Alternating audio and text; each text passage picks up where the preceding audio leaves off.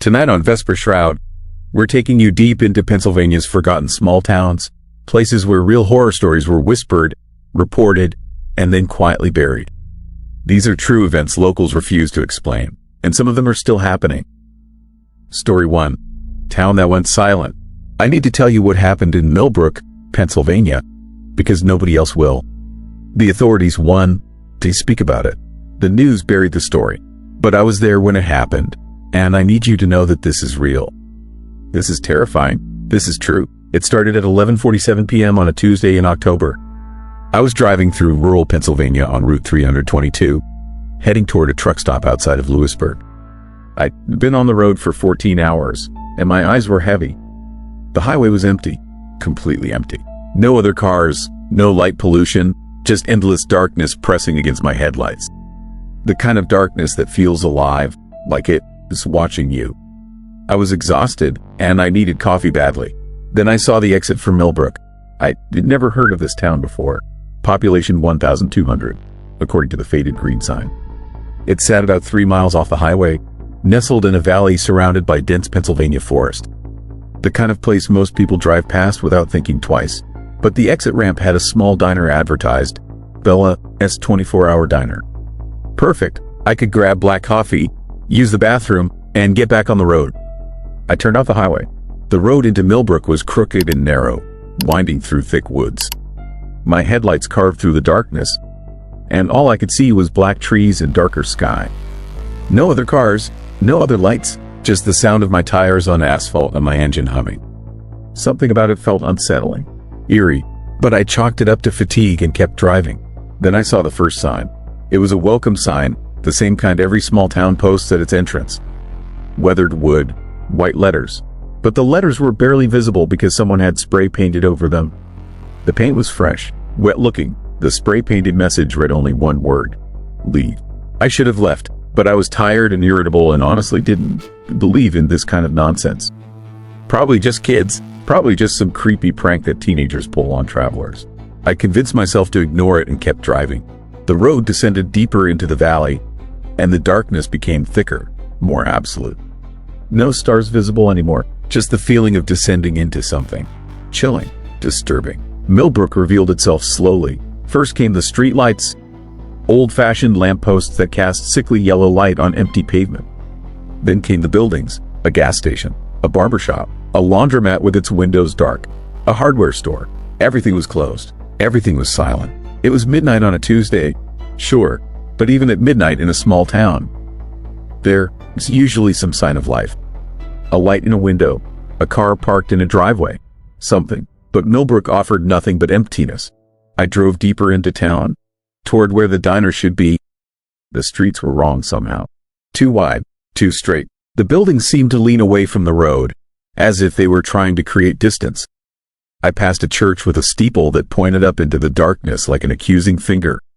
The church doors were wide open, not slightly ajar, completely open. And from inside, I saw nothing but black void. My hands tightened on the steering wheel. My mouth went dry. This wasn't right. This was horrifying and wrong in a way I couldn't articulate. I found Bella's diner. It was a classic 1950s diner, all chrome and red vinyl and wide windows. The neon sign was still lit, casting pink light onto the empty street. The open sign hung in the window. I pulled into the parking lot. My car was the only vehicle there. I sat in the driver's seat for a moment, hands shaking slightly, trying to convince myself that this was fine, that everything was normal, that I was just tired and paranoid. I was wrong. I walked toward the entrance, and my footsteps echoed on the concrete. The sound made me aware of how silent everything was. No traffic sounds, no distant voices, no wind, complete silence. Terrifying, haunting. When I pulled open the diner door, a bell chimed above my head, and the sound seemed obscenely loud in the quiet night. The diner was empty. Not just empty of customers. Empty. No waitress behind the counter. No cook in the kitchen. The coffee was still hot. Steam rose from a pot on the burner in the back. The kitchen lights were on. The register drawer was open. A credit card reader sat on the counter, as if someone had stepped away just moments before. A newspaper lay on one of the booths, folded to the crossword. A pen still rested on the page. Mid-word. My heart was pounding now. I called out, "Hello." Anyone here? My voice sounded small in the empty diner. No one answered. I walked to the counter. The coffee pot was warm. I checked the register. It showed the last transaction at 11:43 p.m. 4 minutes before I arrived. Someone had been here, serving someone, just minutes ago. But where were they? Where was everyone? I walked toward the kitchen, and that's when I noticed the chairs. In the booths lining the window, every chair was pushed back. Some were knocked over. Some sat at angles, as if people had gotten up suddenly. Violently, urgently. A coffee cup lay on its side. Cold liquid pooled on the laminate tabletop. A purse sat on one seat. Car keys on another. A child, a doll, its plastic eyes staring at nothing, lay on the floor beneath the table. These items had been abandoned, left behind. Their owners had gotten up and left everything. I ran back to my car. The streets were still silent, still empty. The building still leaned away. My hands shook as I started the engine. I needed to leave Millbrook immediately. I needed to get back to the highway and drive until I found another town, another gas station, another sign of normal human civilization. I drove fast through those silent streets, past those empty buildings, past that church with its open doors and infinite blackness inside. But the highway entrance wasn't where I remembered it. I did come off the exit from Route 322, and the road should have led me back there. But nothing looked right. The roads twisted in ways I didn't remember.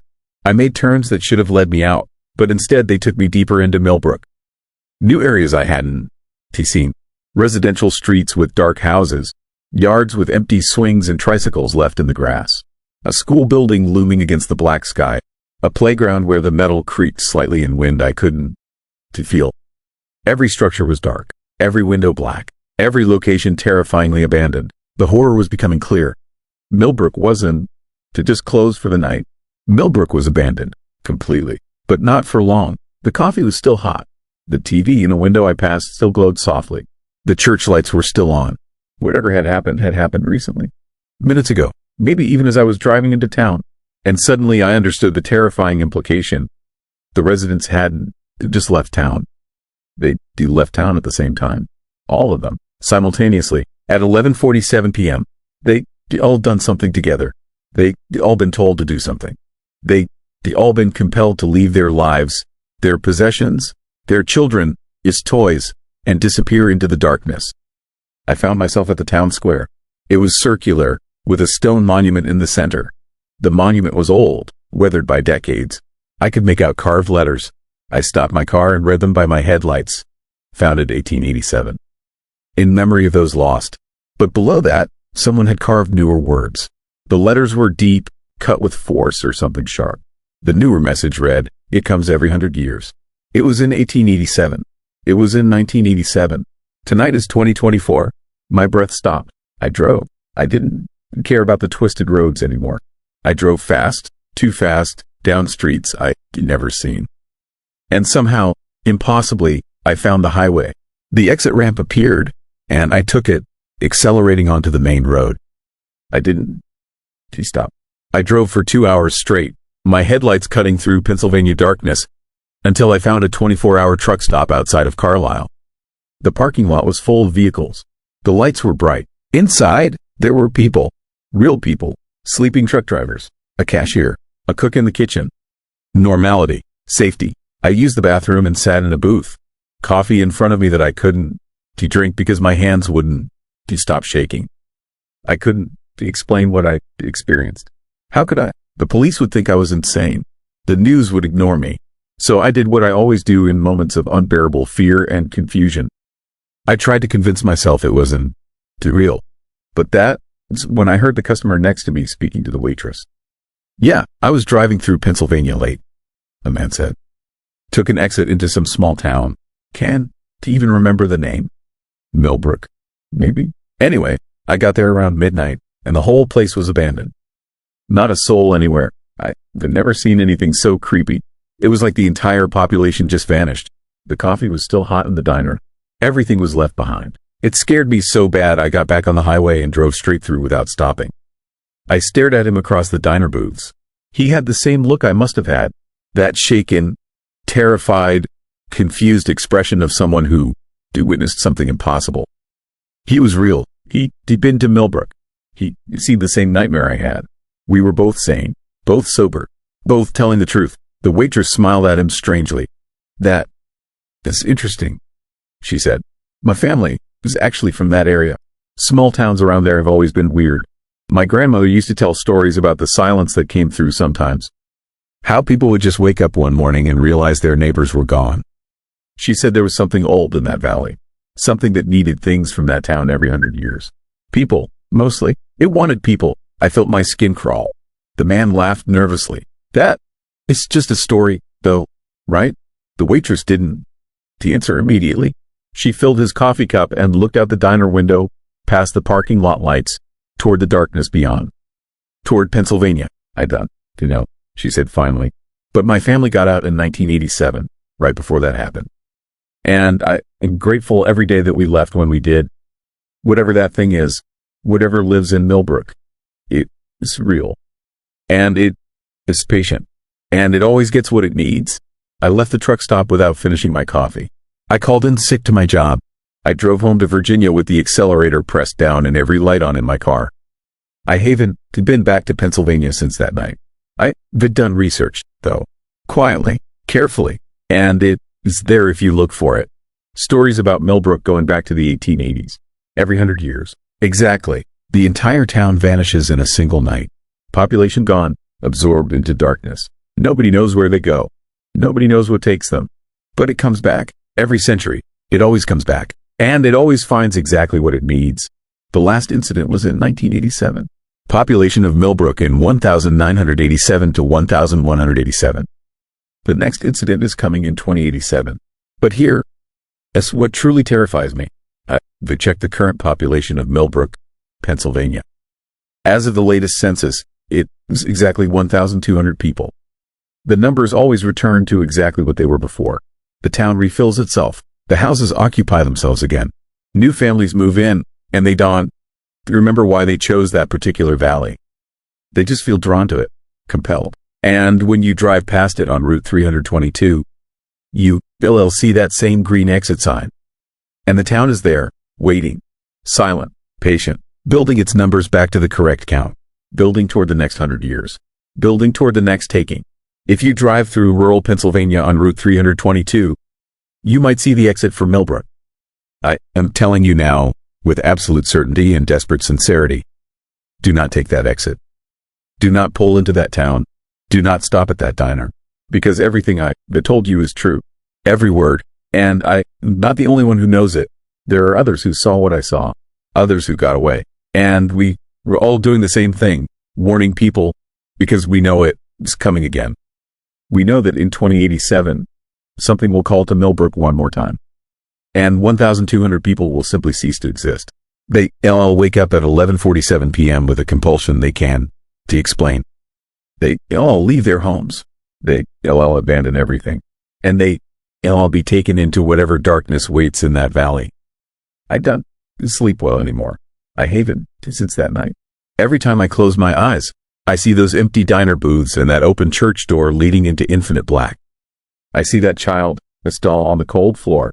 I feel the weight of that town, the silence pressing down on me. And I wonder about the next town it will take. I wonder if it will ever decide that Pennsylvania isn't enough. I wonder if it could ever be something else, watching us all from quiet places across America, waiting for the right moment, the right 100 years, the right call that compels 1,000 people to simply vanish. This isn't over. It's just waiting. And that terrifies me more than anything else. The knowledge that something ancient and hungry lives in the darkness between exits on American highways. The knowledge that it has already claimed an entire town once. The knowledge that it will do it again. And the horrifying realization that in this vast, mysterious country of ours, there could be other places just like Millbrook. Other shadows, other takings, other moments when entire populations simply disappear, and the rest of the world never even notices. Story 2. Appalachian Road, nobody drives after midnight. I should have listened when the gas station attendant told me not to take Route 267 after dark. But I was running late. The highway added 40 minutes to my drive. And I figured local superstitions were just stories people told to keep themselves entertained in forgotten Pennsylvania towns. That decision, that single choice to ignore a warning from a stranger, changed everything I thought I understood about fear. The road cut through the Appalachian forest like a scar. Dense trees pressed against both sides, their branches forming a canopy that blocked out the moon. My headlights were the only source of light for miles, carving 2 weak tunnels through the darkness. The kind of darkness that feels alive, that seems to watch you back. My phone lost signal 20 minutes ago. The radio played nothing but static. I was completely alone out here, or at least that is what I kept telling myself. That is when I saw the first one. A figure stood on the shoulder of the road, maybe 200 feet ahead. Perfectly still, no movement at all, not even the natural sway of someone waiting or looking around. Just standing there in the middle of nowhere at 1 in the morning. Something about it felt wrong immediately. The posture was too rigid, too unnatural. I slowed down, my hands tightening on the steering wheel, my heart already beginning to pound with that creepy, unsettling feeling you get when your instincts scream danger. As my headlights got closer, I could see it was a man wearing what looked like old work clothes. His face was pale, almost gray in the harsh light. His eyes were fixed on something in the distance, not on my approaching car. He did not turn his head, did not acknowledge me at all. And that was the most disturbing part. People react to cars, they wave, they step back, they do something. This man stood like a statue, like he was carved from stone and left there as some horrifying marker. I drove past him slowly, my eyes glued to my rearview mirror. He never moved, never turned, just kept staring into the forest with that blank, empty expression.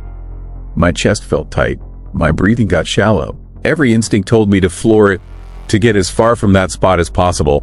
But I kept my speed steady, not wanting to seem panicked, though I could not explain to Wu or what I was trying to appear calm. 3 miles later, I saw another one. This time it was a woman in a faded dress, standing in almost the exact same position on the opposite side of the road.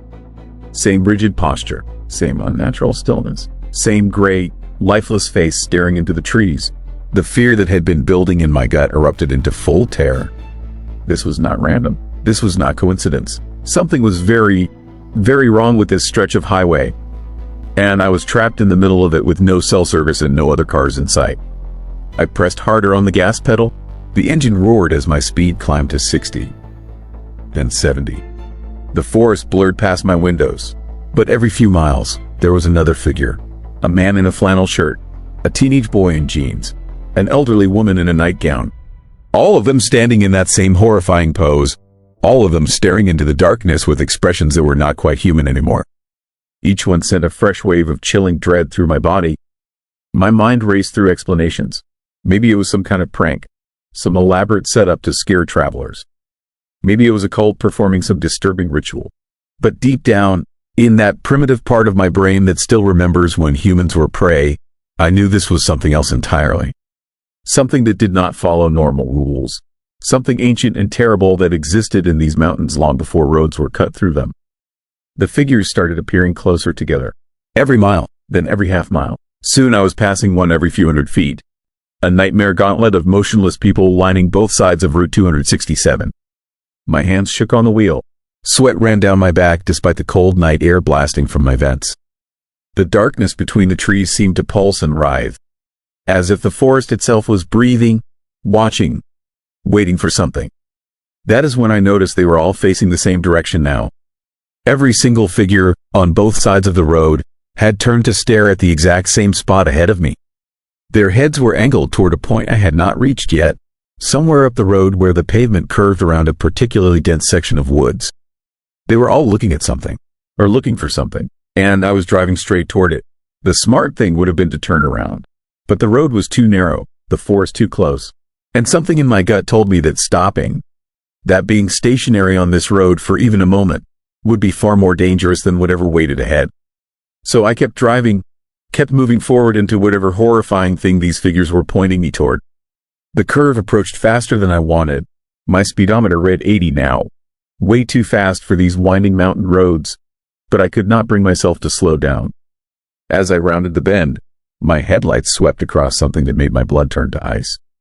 A massive clearing opened up on the left side of the road, and in that clearing stood hundreds of figures, maybe thousands, all arranged in perfect circles, all facing inward toward the center, all completely motionless. The moonlight breaking through the trees illuminated them in patches of silver and shadow, creating a scene so eerie and unsettling that my brain struggled to process what my eyes were seeing. In the very center of the circle stood something that was not human. I only saw it for 3 seconds as my car screamed past, but those 3 seconds branded themselves into my memory forever. It was tall, impossibly tall, with limbs that were too long and bent at angles that defied anatomy. Its skin, if you could call it that, seemed to absorb light rather than reflect it. And its face, God, its face was a blank void except for 2 eyes that glowed with a sick, pale light that felt older than time itself. It turned its head toward my car as I passed. Those terrible eyes locked onto mine through the windshield. And in that moment of contact, I felt something pierce into my mind. A presence that was vast and cold and hungry. It saw me. It knew me. And worst of all, it wanted me to see it too. Wanted me to carry the knowledge of its existence back into the world of normal people and normal lives. I do not remember the next 20 miles.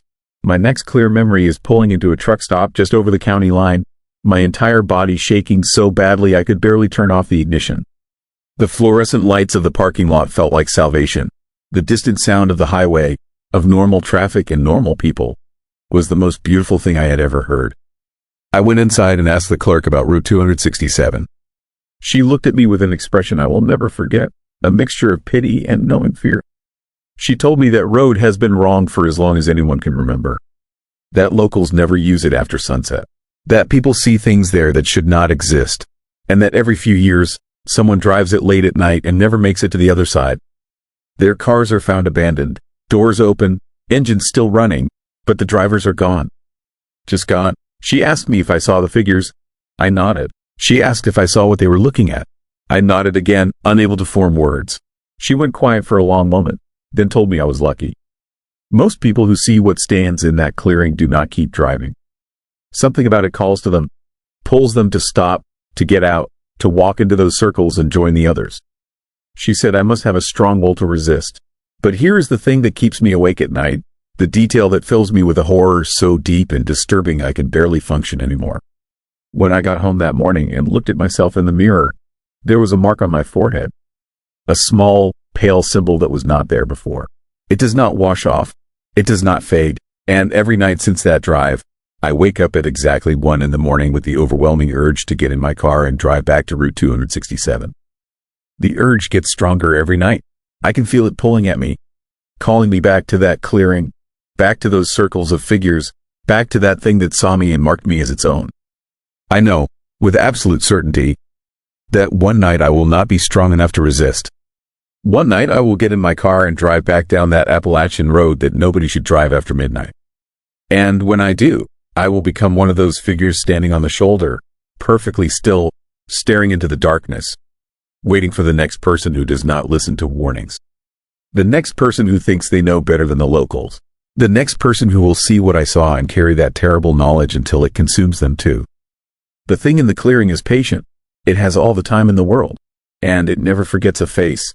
Story 3. Church that locked itself from the inside. I never believed in haunted places until I stood outside that church in rural Pennsylvania, watching my breath fog in the October air while something inside scraped against the wooden doors. The thing is, those doors were locked from the inside, and nobody had been in there for 3 days. My name is David Marlowe. I work as a property inspector for foreclosed buildings across the Rust Belt. It is not glamorous work, but it pays the bills and keeps me moving through forgotten towns where the factories died decades ago. Carver S. Mill was one of those places. Population 200 and dropping. The kind of town where everyone knows your name by sunset and strangers are noticed immediately. The First Lutheran Church sat at the edge of town, a modest white structure with a crooked steeple that looked like it might collapse in a strong wind. The bank sent me to assess it after the congregation dissolved and the building fell into default. Simple job: take photos, note any damage, file my report. I had done this 100 times before, but when I pulled up that Thursday morning, something felt wrong. The lights were on inside. Every single window glowed with a warm, yellow light that seemed too bright for 10 in the morning. My truck, its engine ticked as it cooled, the only sound in the eerie silence. No birds, no wind, just that oppressive quiet that makes your ears ring. I approached the front entrance, my boots crunching on gravel that hadn't been raked in months. The double doors were heavy oak, the kind that should have been unlocked for a building inspection. I tried the handle, locked. I knocked, the sound echoing strangely, like the building was hollow inside. No response. I walked around the perimeter, checking every door and window. All locked, all sealed tight, but those lights blazed from within, casting long shadows across the overgrown cemetery behind the church. That's when I noticed the smell. Faint but unmistakable. Something sweet and rotten, like flowers left too long in stagnant water. It seeped through the gaps around the doors, making my stomach turn. I pulled out my phone and called the bank representative, a woman named Carol who sounded annoyed that I was bothering her. She confirmed nobody had been inside for at least a week. The pastor had moved to Ohio. The last service was held 3 Sundays ago. The power company had orders to shut off the electricity 2 days prior. So why were the lights on? Why was the building locked from the inside? Carol didn't have answers. She told me to call the local sheriff and sort it out. Sheriff Bradley was a tired man in his 60s with a gray mustache and eyes that had seen too much of nothing for too long. He arrived within 20 minutes, his cruiser kicking up dust on the empty road. He seemed surprised by my story, which should have been my first warning. Instead, he just nodded slowly and stared at the glowing windows with something that looked like fear. He told me this wasn't the first time. 3 days ago, a woman named Margaret Chen had come to investigate. She was a reporter from Pittsburgh, chasing stories about declining rural communities. She wanted to photograph the abandoned church. She never came back. Her car was still parked behind the building, keys in the ignition, door hanging open. They found her camera on the front steps. The memory card was blank. Completely blank, like it had been wiped clean by something that didn't want to be documented. The sheriff had tried to enter that day. He couldn't. The doors wouldn't budge. He looked through the windows and saw something that made him call the state police. The sanctuary looked perfectly normal. Hymnals in the pews, Bibles arranged neatly, but on the altar, candles were burning. Dozens of them, their flames dancing despite no visible movement inside.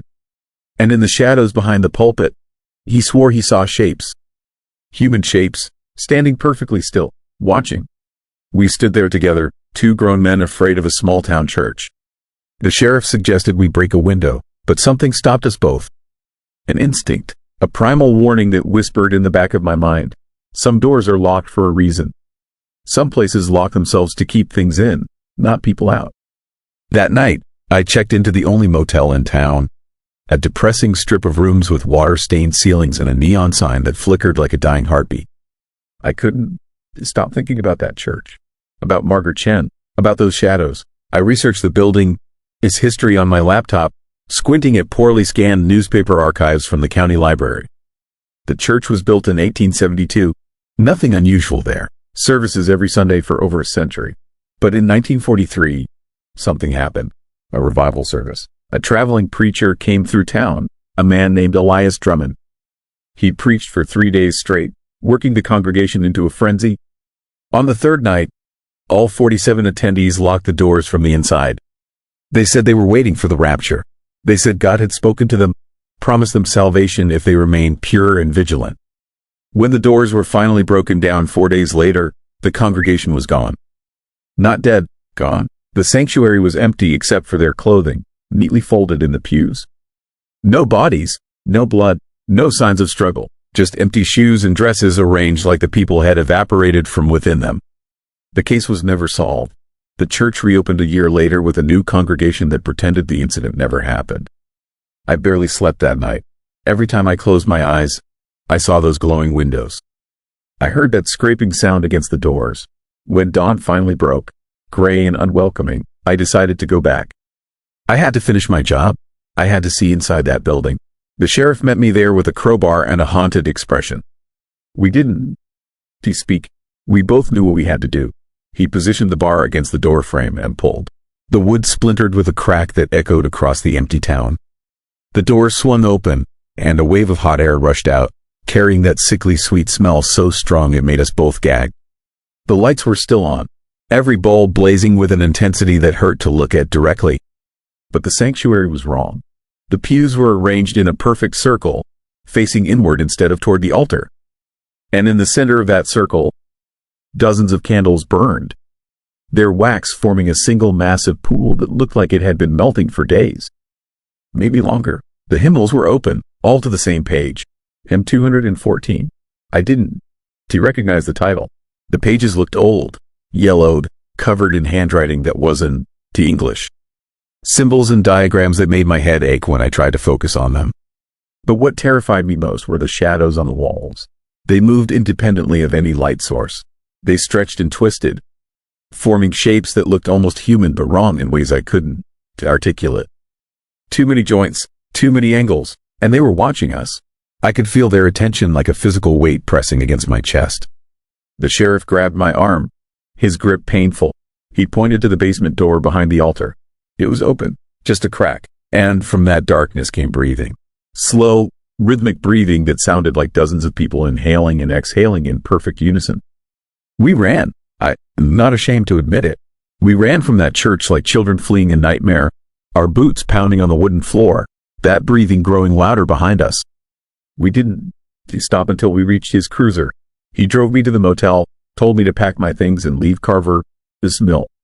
He was calling the state police, maybe the FBI.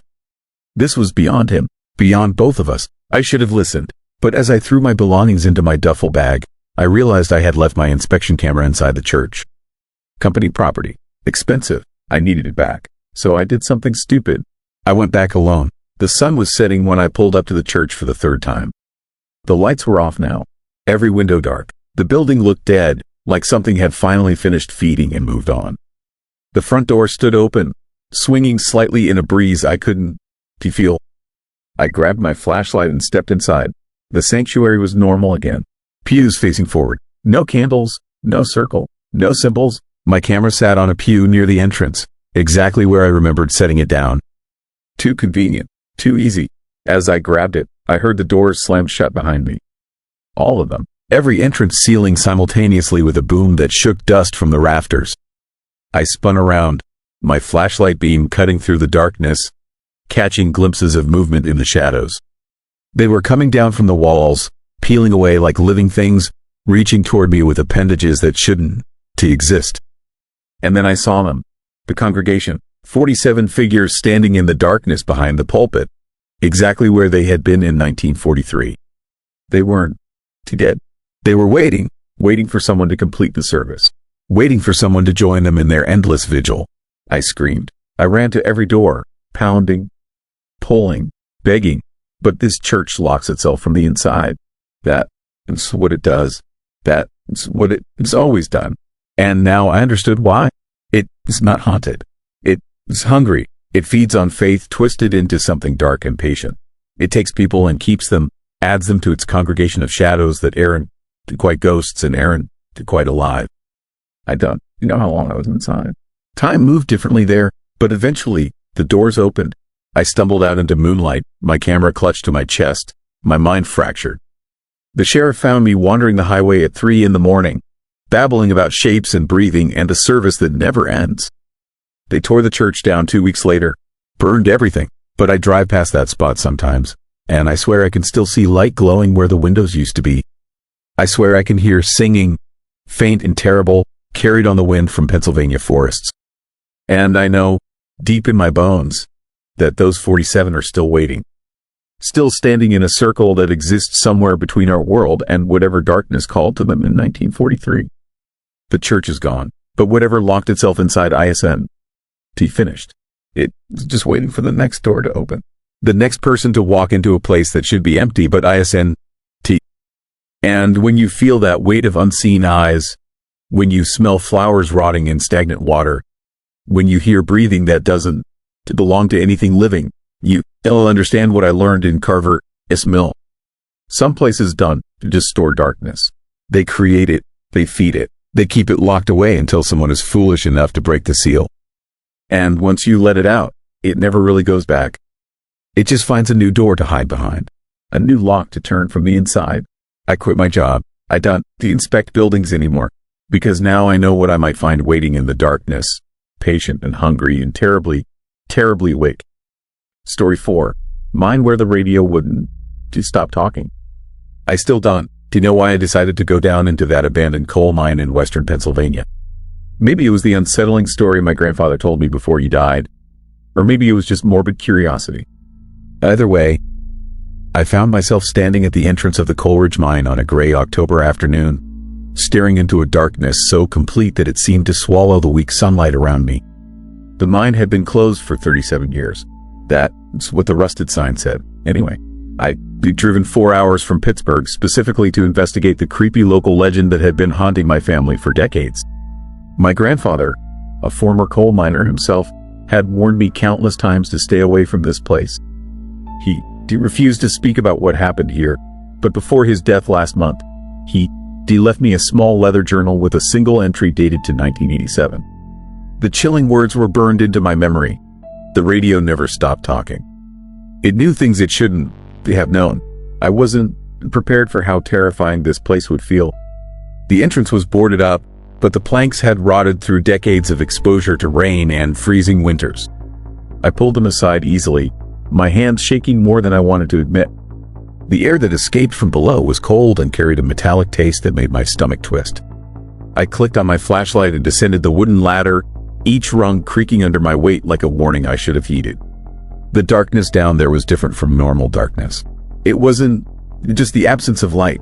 It felt like something active, something waiting.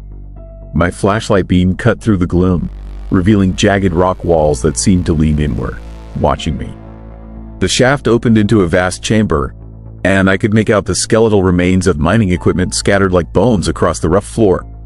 This place had been beautiful once, I realized. Dangerous work, but important work.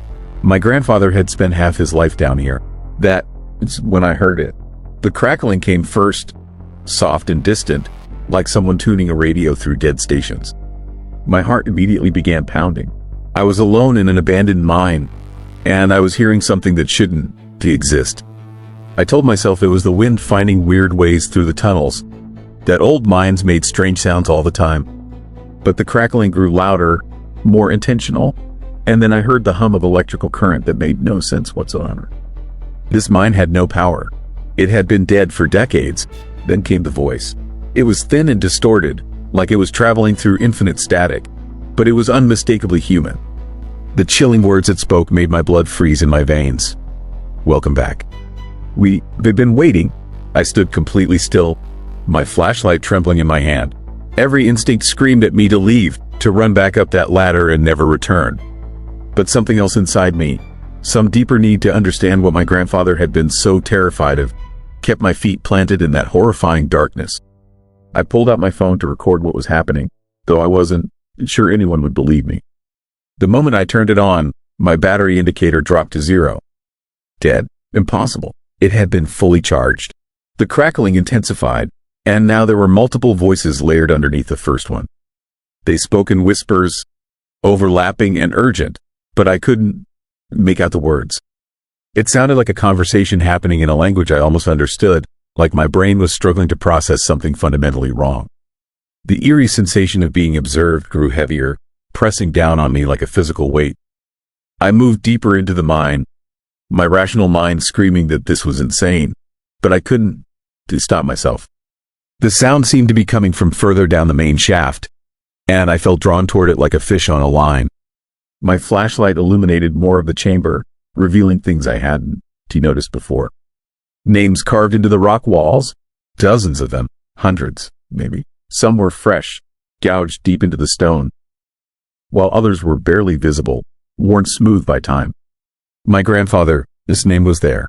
So was my father, and at the bottom, barely scratched into the surface, was my own name. The terrifying realization hit me like a physical blow. I had never been to this mine before today. I had never carved my name into anything down here. Yet there it was, waiting for me in the darkness like a prophecy.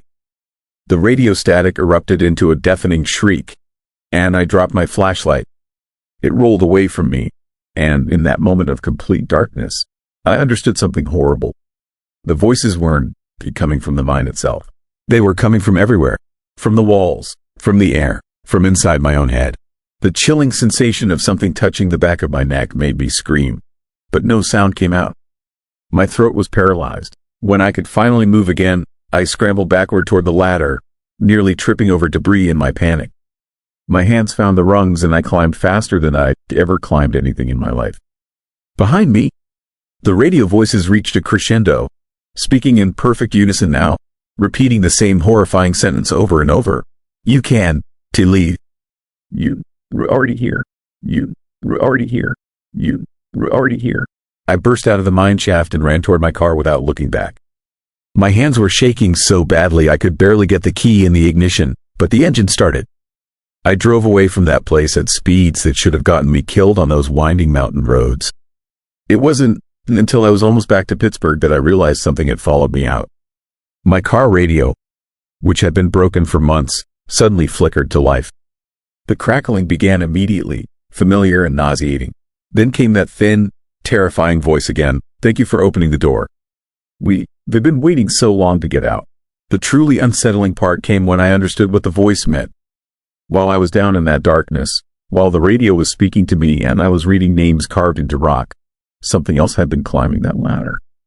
Something that had been waiting in the depths of that mine for 37 years, feeding on the fear of every person who ever ventured down there.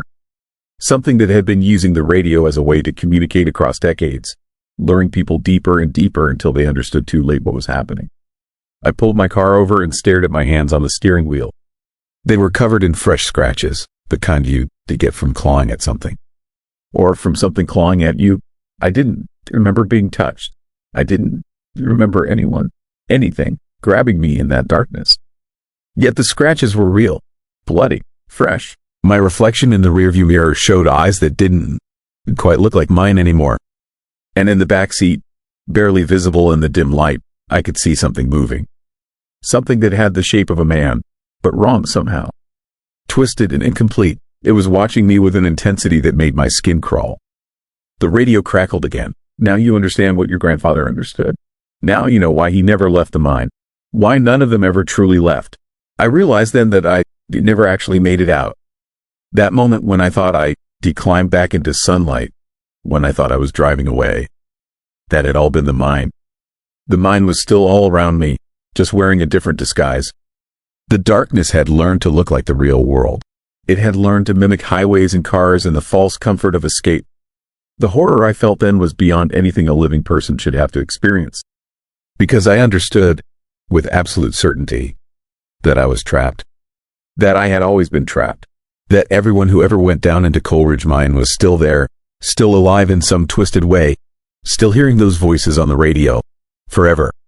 And the worst part, the truly terrifying truth that the voice on the radio whispered to me in that moment, was that new miners would come.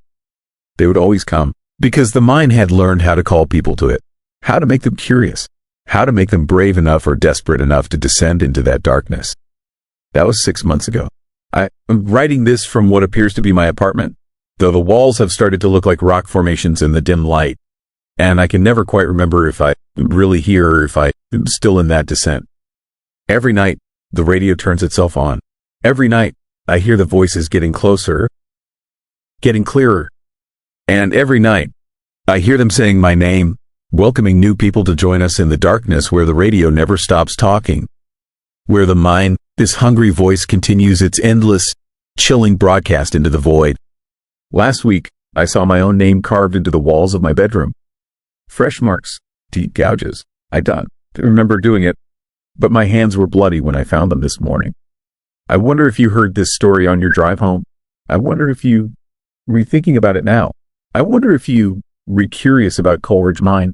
I wonder if it'll be next. Story 5. School that was never demolished. I found the security footage by accident. That is what I keep telling myself. Anyway, not that I was looking for it. Not that I broke into anything or did anything illegal. But the truth sits heavier than that, and the more time passes, the less I believe my own lies. My name doesn't matter anymore. What matters is what I discovered in that abandoned school in western Pennsylvania.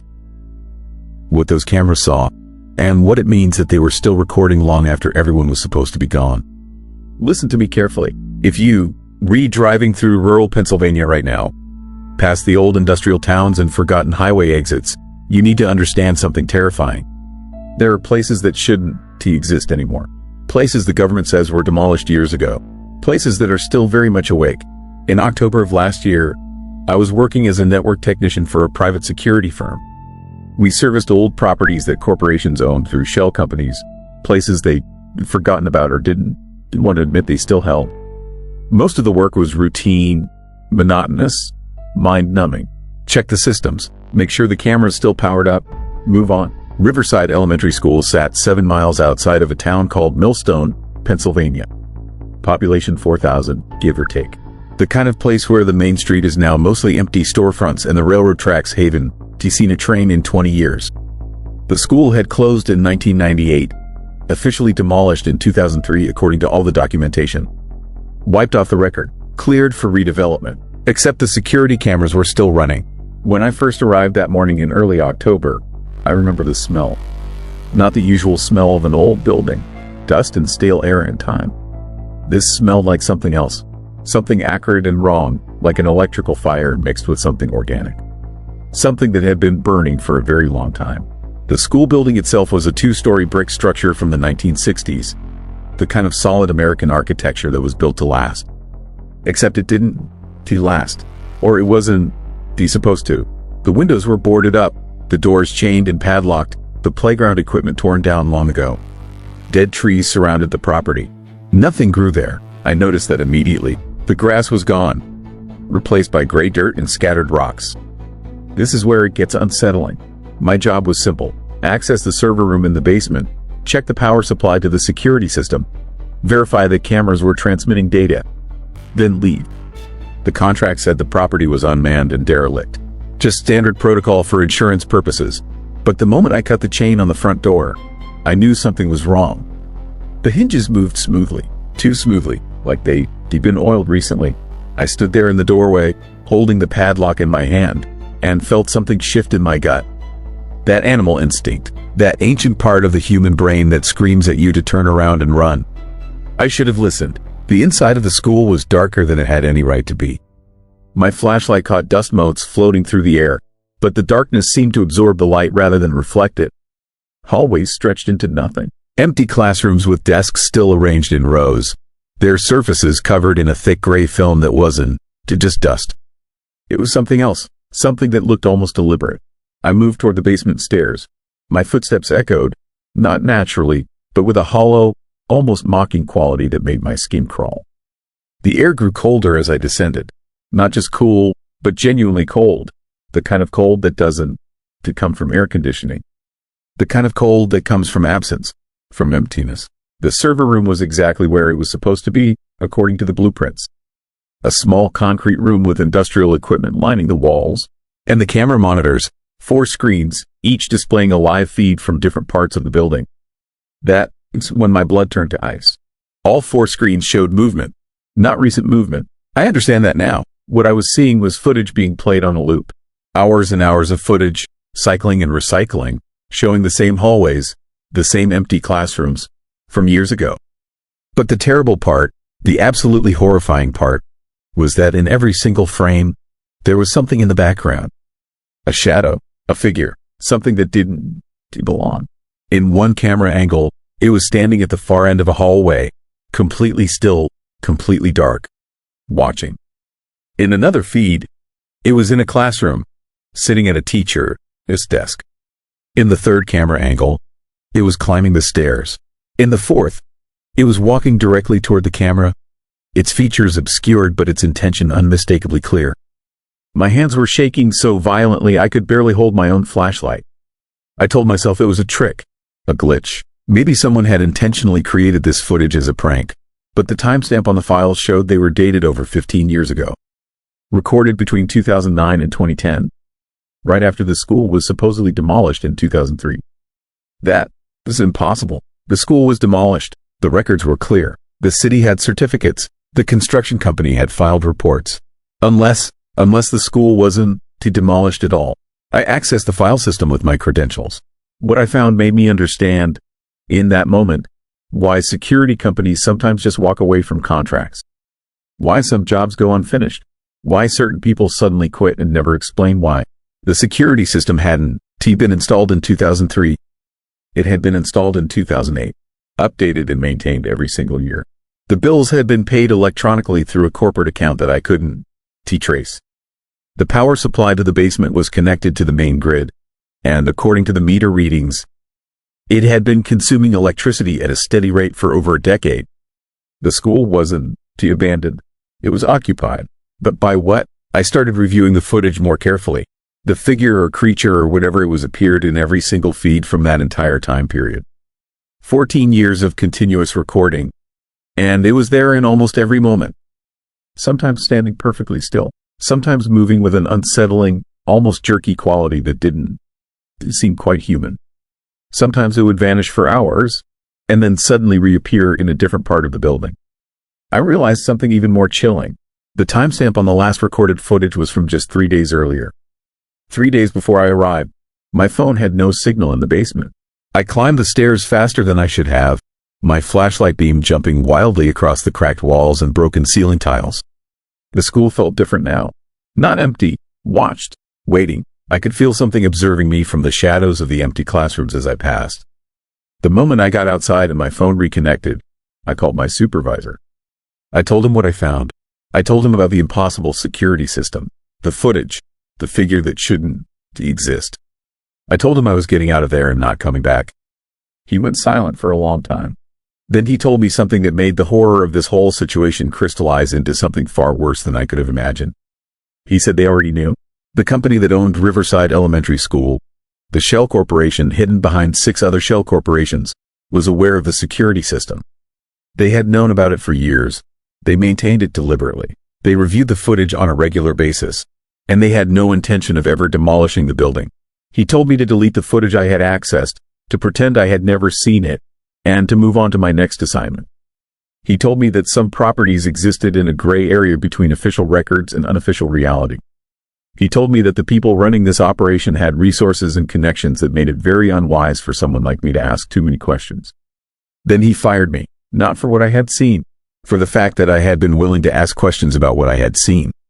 But the terrifying part, the part that wakes me up at 3 a.m. covered in sweat, is that I kept a copy of the footage.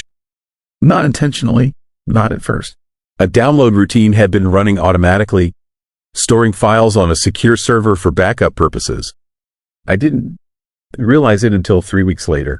3 weeks of trying to forget. 3 weeks of telling myself that whatever was in that building was none of my business. That I should let it go. That some mysteries are meant to stay buried. But then I made a mistake. I watched the footage. All of it. Every second that had been recorded over those 14 years. I fast-forwarded through the endless hours, watching as that dark figure moved through the school with a disturbing purposefulness. And then something happened in the footage that rewrote everything. In January of 2010, the cameras recorded something different. The figure brought something into the building. Something large. Something that it carried in its thin, elongated arms. The image quality was poor, grainy, rendered almost abstract by the low light. But I could see it clearly enough to know what it was. It was a child. No, multiple children. Over the course of several weeks in that footage, the figure brought children into the school. I counted at least 12 distinct individuals. They would come in, and they would move deeper into the building, toward areas the cameras didn't cover, toward the basement, deeper still, toward areas I hadn't even known existed. The footage after that moment is where things stop making sense entirely. The figure was doing something to them. Some kind of process. I could see children entering the building, and I could see different figures emerging. Not the same children. Something had changed. Something fundamental. They moved wrong. They looked wrong. Even through the grainy, low-quality security footage, I could see that whatever came back out of the deeper levels of that school was no longer quite human. The most recent footage I have shows something from just 3 days before my arrival. The dark figure, the one that had been in the building for 14 years, was standing in the main hallway. But it wasn't alone anymore. Behind it stood 7 others, maybe 8, all of them impossibly tall, impossibly thin, with movements that suggested joints in places human joints don't exist. And they were all facing the front entrance of the building, as if they were waiting for something, or someone. I don't know what has been happening in that school. I don't know what that original figure was, or where it came from, or what it has been doing for over a decade in that abandoned building in rural Pennsylvania. I don't know what it did to those children, or why the security company that owns the building is maintaining the system and allowing it to continue. But I know this. They fired me because I asked questions. And I know that they know I have the footage. And I know that in the weeks since I downloaded that file, I've been having dreams that I don't remember having before. Dreams about long hallways. Dreams about darkness. Dreams about something calling me by a name it shouldn't. Do you know? Last week, I saw a man in a dark suit asking questions about me at the diner near my apartment. I don't. Do you know who he was? I don't. Do you know if he was looking for me specifically or just gathering information? I packed a bag that night and drove to Pennsylvania. I needed to know if the school was still there. It was. The building stood exactly as it had been, boarded up and chained, sitting silent in the morning fog. As I sat in my car watching it, I felt that same unsettling pull I had felt the first time I arrived. And then I realized something chilling. The front door, the one I had cut the chain off of months ago, had a new chain on it. But it wasn't locked. And in the basement, I'm sure the cameras are still recording. I am writing this knowing that I have become part of something much larger and much darker than I can fully understand. Something that exists in the shadows of forgotten Pennsylvania towns. In the spaces between what we retold is real and what we retold was demolished years ago. Something that is still very much awake and still very much hungry. If you, re-listening to this, if you, somewhere in rural Pennsylvania, if you see a school building that looks abandoned and forgotten, dawn to go inside. Dawn to cut the chain. Dawn to try to answer the questions that the darkness there poses. Because whatever is happening in that school, it has been happening for a very long time. And it's still happening now. Still recording. Still waiting. Still hungry. And the most terrifying part of all? I think it's been waiting specifically for me. Story 6. House with the upstairs nobody built. There is a room in my Pennsylvania farmhouse that shouldn't exist. And I can prove it. I am telling you this story because you need to understand that not all horror comes from monsters or ghosts or things that go bump in the night. Sometimes the most terrifying thing is the impossible made real. Sometimes it's the gap between what you know and what you are forced to accept. And sometimes it is standing in your own home and knowing, with absolute certainty, that something is deeply and fundamentally wrong. My name is Robert. I bought the farmhouse outside Harrisburg in 2019. It is a beautiful property, 120 acres, built in 1952 according to the deed and the original contractor, IS Records. White colonial style, wraparound porch, original hardwood floors throughout. The real estate agent showed me every inch of that house. We walked the upstairs together. 3 bedrooms, 2 bathrooms, a hallway that connected them all. I measured the rooms. I looked at the blueprints the previous owners left behind. Everything was normal. Everything made sense. I bought it and moved in with my wife, Sarah. For 2 years, we lived there without incident. We renovated the kitchen. We replaced the roof. We painted the guest bedroom a soft blue. Life was quiet and peaceful in that old farmhouse. The kind of peaceful you dream about when you trapped in the city. The kind of peace that makes you grateful. We were happy, blissfully, perfectly happy. Then in October of 2021, something changed. I was upstairs in my office, the small room we deconverted from the 3rd bedroom. I was working on my laptop, papers spread across the desk, when I heard something. It was a sound I'd never heard before in that house. A dragging sound, slow and deliberate, like something heavy being pulled across wood. It came from down the hallway, toward the far end of the upstairs. I assumed it was Sarah moving furniture in the master bedroom. I called out. No answer. I got up and walked into the hallway. The hallway was empty, but the dragging sound was louder now. Closer. It seemed to be coming from the wall at the far end of the hallway. That wall was the exterior wall of the house, the one that faced the back property and the dark tree line. I walked toward it, confused. The sound stopped. I stood there in that hallway for a long moment, listening to the silence. The house was old, I told myself. Old houses made sounds, settling, pipes, nothing to worry about. I went back to my office and tried to focus on work, but I couldn't shake the feeling that something was off. That the house felt different somehow, unsettled, like it was holding a secret. That night, Sarah and I were getting ready for bed when she asked me a question that should have seemed innocent but sent chills down my spine. When did you add the other closet upstairs? I stared at her. What other closet? She pointed down the hallway, the one at the very end, by the back wall. I noticed it when I was putting away the linens today. It's kind of hidden. You have to really look for it. I had no idea what she was talking about. We walked down the hallway together. At the far end, near where I heard the dragging sound earlier, there was indeed a closet door. It was the same aged white paint as the other doors in the house. It matched perfectly. It looked like it had always been there, but I knew it hadn't. I walked that hallway hundreds of times in 2 years. I measured that wall for a new bookcase just the previous month. That closet had not existed before. I opened it. Inside was a small space, deep and narrow. It was empty except for old wooden shelving and dust. Dead air. Cold air, the kind of cold that didn't belong in October. I reached in and touched the back wall. It was ice cold despite the warm evening outside. Sarah was staring at me, waiting for an explanation that I didn't have. I didn't build that. I told her. I have no idea how it got here. She didn't believe me. She thought I was playing some kind of joke. But there was fear in her eyes. The fear that comes from knowing your husband is either lying or something is deeply wrong. I went downstairs and found the original blueprints. I spread them out on the dining room table. According to the blueprints from 1952, that hallway was exactly as it should be. No closet, no extra space. The wall should have been a simple partition between the hallway and the outdoors. I measured the upstairs. I got a tape measure and I measured every room, every hallway, every wall. And here is what I discovered. The closet door was built into a wall that, according to every blueprint and measurement I could take, should have been only 18 inches deep. But when I measured it from the inside, that wall was 4 feet thick. 4 feet of extra space that had no explanation. No diagram, no blueprint, no record of ever being built. I called the contractor who had done our roof work. I asked him to come back and look at something. He arrived on a Saturday morning, and I showed him the closet. I showed him the blueprints. I showed him my measurements. He walked that hallway with me, his face growing increasingly unsettled. "That's not right," he kept saying. "That's not right." He measured the exterior of the house. Then he came back inside and measured again. He looked at me with genuine fear in his eyes. "There's extra space inside the house that doesn't correspond to the external measurements," he said quietly. "About 4 feet of it. Something is wrong here. Structurally wrong. This shouldn't be possible." I didn't sleep that night. I lay awake listening to that house, and the more I listened, the more I heard strange sounds.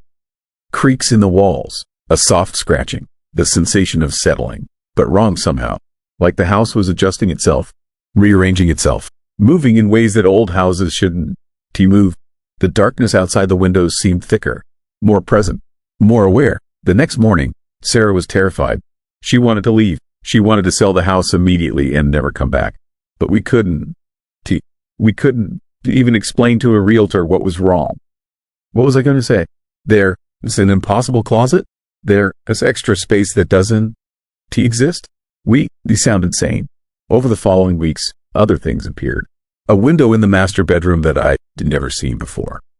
Not outside the wall where a window should be, but inside the wall, facing inward toward the bedroom. It looked out onto nothing. Absolute darkness. Dead black. I covered it with plywood. The next day, it was open again. The plywood was gone. A shelf in the hallway that hadn't been there before. And on that shelf, sitting perfectly centered, was a photograph. A Polaroid, old and faded. It showed a family standing in front of the farmhouse. 1952, the year the house was built. The family in the photo looked normal, happy, posed for a picture. I didn't recognize them. But what haunted me was that they seemed to be standing in front of the house. Yet behind them, visible in the background, was that same window. The window that now faced inward. The window that looked at nothing. The window that shouldn't exist. I burned the photograph. That night, a new one appeared on the same shelf. Sarah left. I can't blame her. She begged me to come with her, to walk away from that house and never look back. But I couldn't. I needed to understand what was happening. I needed to know what that extra space was. What that impossible room was trying to tell me. I went to the county records office. I found the original construction permits from 1952. I found the architect, his notes. And in those notes, in the margins, written in pen by someone named Henry Carlisle, the original architect, was a message. The client insisted on an extra space. He said it was for storage. He paid extra. It is not on the blueprints because he made me remove them before I left. He said it was his secret. He said he needed room for something he couldn't explain. I don't feel right about this work. There is something wrong with this space. I refused to sign the final permits. The house was built anyway. I started researching the original owners. The family in the photograph. Their names were the Hendersons. They owned the farmhouse for 3 years. Then they abandoned it, just walked away. left it empty for months. When it was finally discovered, the house was in perfect condition, but something was wrong with it. The new owners reported hearing sounds in the walls, creeping sensations, rooms that felt wrong. The house changed owners 17 times in 70 years. Nobody stayed longer than 3 years. And then it changed hands to the people I bought it from, who lasted exactly 4 years before selling to me. I understood then what was happening. The house was a cycle. It let people in. It let them stay for a few years while everything seemed normal, while they felt safe. And then it started to reveal itself. It started to show them the truth, the impossible truth, that something had been built into that house. Something that didn't follow the rules of normal architecture. Something that shouldn't exist. I called a structural engineer. He brought ground-penetrating radar equipment. He spent an entire day scanning the exterior and interior of the house. When he was done, he called me into the living room. He looked sick, genuinely ill. He said the radar was showing something that didn't make sense. It was showing a space inside the upstairs that had no external correspondence. It was showing a room that was there, that was solid, that existed, but that had no door except the closet. It was showing a room that was completely sealed off from the normal world, except it wasn't sealed. That night, I found something new. A second hallway, not visible from the normal hallway, not on the blueprints. But if you went into the closet and closed the door behind you, if you sat in that 4-foot deep cold space, your eyes would adjust. And you would see a thin line of light, a doorway, leading deeper, leading into the house in a way that shouldn't be possible. I opened that door. The room beyond was exactly the same size as the one described in the radar. Maybe 12 by 14 feet. Empty. Completely empty. The walls were plain white. The floor was bare concrete. There were no windows, no furniture, nothing. But the walls were warm, unnaturally warm, and there was a smell in there, like copper and old air and something else I couldn't identify. Something organic. Something that had been sealed away for a very long time. On the far wall, barely visible in the dim light, were scratch marks. Hundreds of them, thousands of them. Deep gouges in the white paint, starting low and rising higher, as if something had been clawing at the wall, trying to get out, or trying to get further in. The scratches were old in some places, barely visible. In other places, they looked fresh, recent, like they'd been made in the last few days. I left that room and I never went back in. That was 3 years ago. I still live in that house. Sarah is gone. We divorced. She couldn't handle it. She moved to California and built a new life, and I don't blame her for that. But I stayed, and here is why. I think I understand now what that room is. I think I figured out what the original owner, what all the previous owners discovered. I think that room is a door, not to somewhere else, but to something. Something that exists in the gaps between our reality and something else. Something that has always been in that space. Something that the house was built around to keep contained. And I think it is weakening, because over these 3 years, I've noticed the house has been changing, growing. The footprint is getting bigger.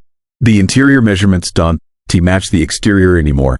There are new rooms appearing in the attic, new spaces in the basement, new doors that lead nowhere or somewhere I can bring myself to explore. And the scratches in that hidden room, they're getting more frequent, more desperate. The cold spots are spreading. The sounds are getting louder. Last week, I found a new photograph on that shelf in the hallway. It showed me standing in that hidden room. It showed me from behind, facing the wall with the scratches. And in the photograph, there was something else. There was a shape in the corner, barely visible, a shadow, a silhouette of something that was standing behind me, watching me. I didn't take that photograph. I have no memory of that moment. But it exists, proof that I was in that room, and proof that I wasn't alone. The terrifying part is that I don't feel afraid anymore. The fear has worn away. What's replaced it is a kind of acceptance, a resignation, because I started to understand what that room wants. It wants to expand. It wants to grow. It wants to eventually consume the entire house. And eventually, I think, it wants to consume more than just the house. I'm telling you this story because you need to know that there are places like this. Houses in rural Pennsylvania and probably everywhere else, built deliberately to contain something, to trap something. And those things are patient. They have been waiting for generations. They have been watching every family that moves in, every person that walks those halls, and they regrowing stronger. If you ever drive through the farmland outside Harrisburg and you see an old white farmhouse, beautifully maintained, sitting alone on 100 acres, do not stop. Do not knock on the door. Do not enter, because that house, or one very much like it, might be one of these doors. And if you go inside, if you see something that shouldn't be there, something impossible, something that defies explanation, don't to try to understand it. Don't to try to research it. Don't to try to contain it or fix it. Just leave. And never, ever come back. Because whatever is in that hidden room is waiting for someone to finally not run away. Someone to finally open that door all the way. Someone to finally step through and see what is on the other side. And I'm starting to think that person might be me. That this house chose me for a reason. That these 3 years have been a kind of courtship.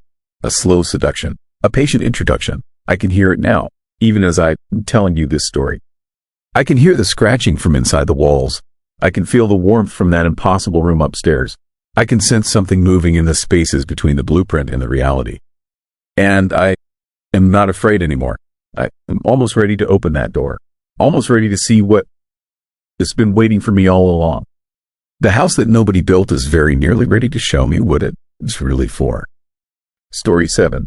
Town that buried its own records. I found the box of police records in my grandfather's attic 3 days after his funeral. That discovery set me on a path toward the most terrifying truth I have ever uncovered. A truth that an entire Pennsylvania town tried desperately to bury and forget. What I'm about to tell you is real. Every word of it. And by the end, you will understand why some secrets should stay buried. My grandfather was the police chief of Ashmont Township from 1974 to 1989. A small mining town tucked into the mountains of western Pennsylvania. Population barely 800, the kind of place where everyone knows everyone and strangers are noticed immediately.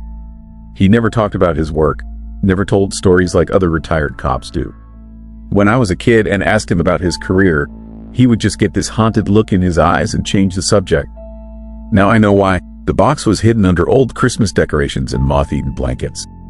Inside were photocopies of police reports, incident logs, and witness statements, all dated between January 19th and January 25th, 1987.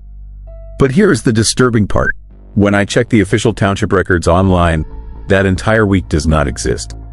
No police reports, no emergency calls, nothing. 7 days completely erased from Ashmont is history, as if the town collectively decided that whatever happened during that time was too horrifying to acknowledge. The first report was dated January 19th at 11:43 at night.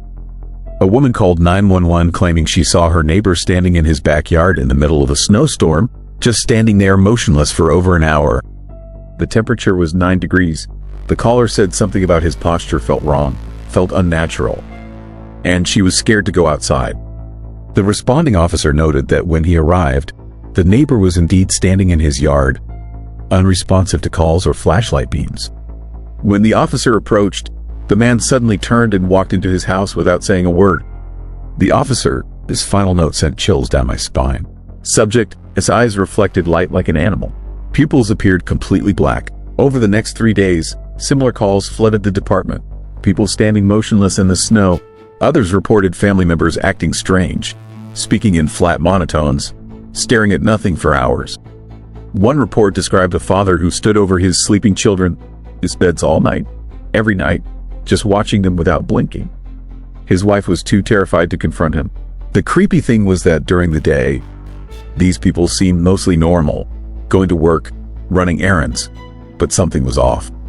Something was deeply, disturbingly wrong. On January 22nd, the reports took a darker turn. A schoolteacher called in hysterics, claiming half her students came to class with identical marks on their necks. Small, circular bruises arranged in a perfect pattern. When she asked about them, every child gave the exact same response word for word. They said the marks came from the man in their dreams, the tall man who visits them when the house is sleeping.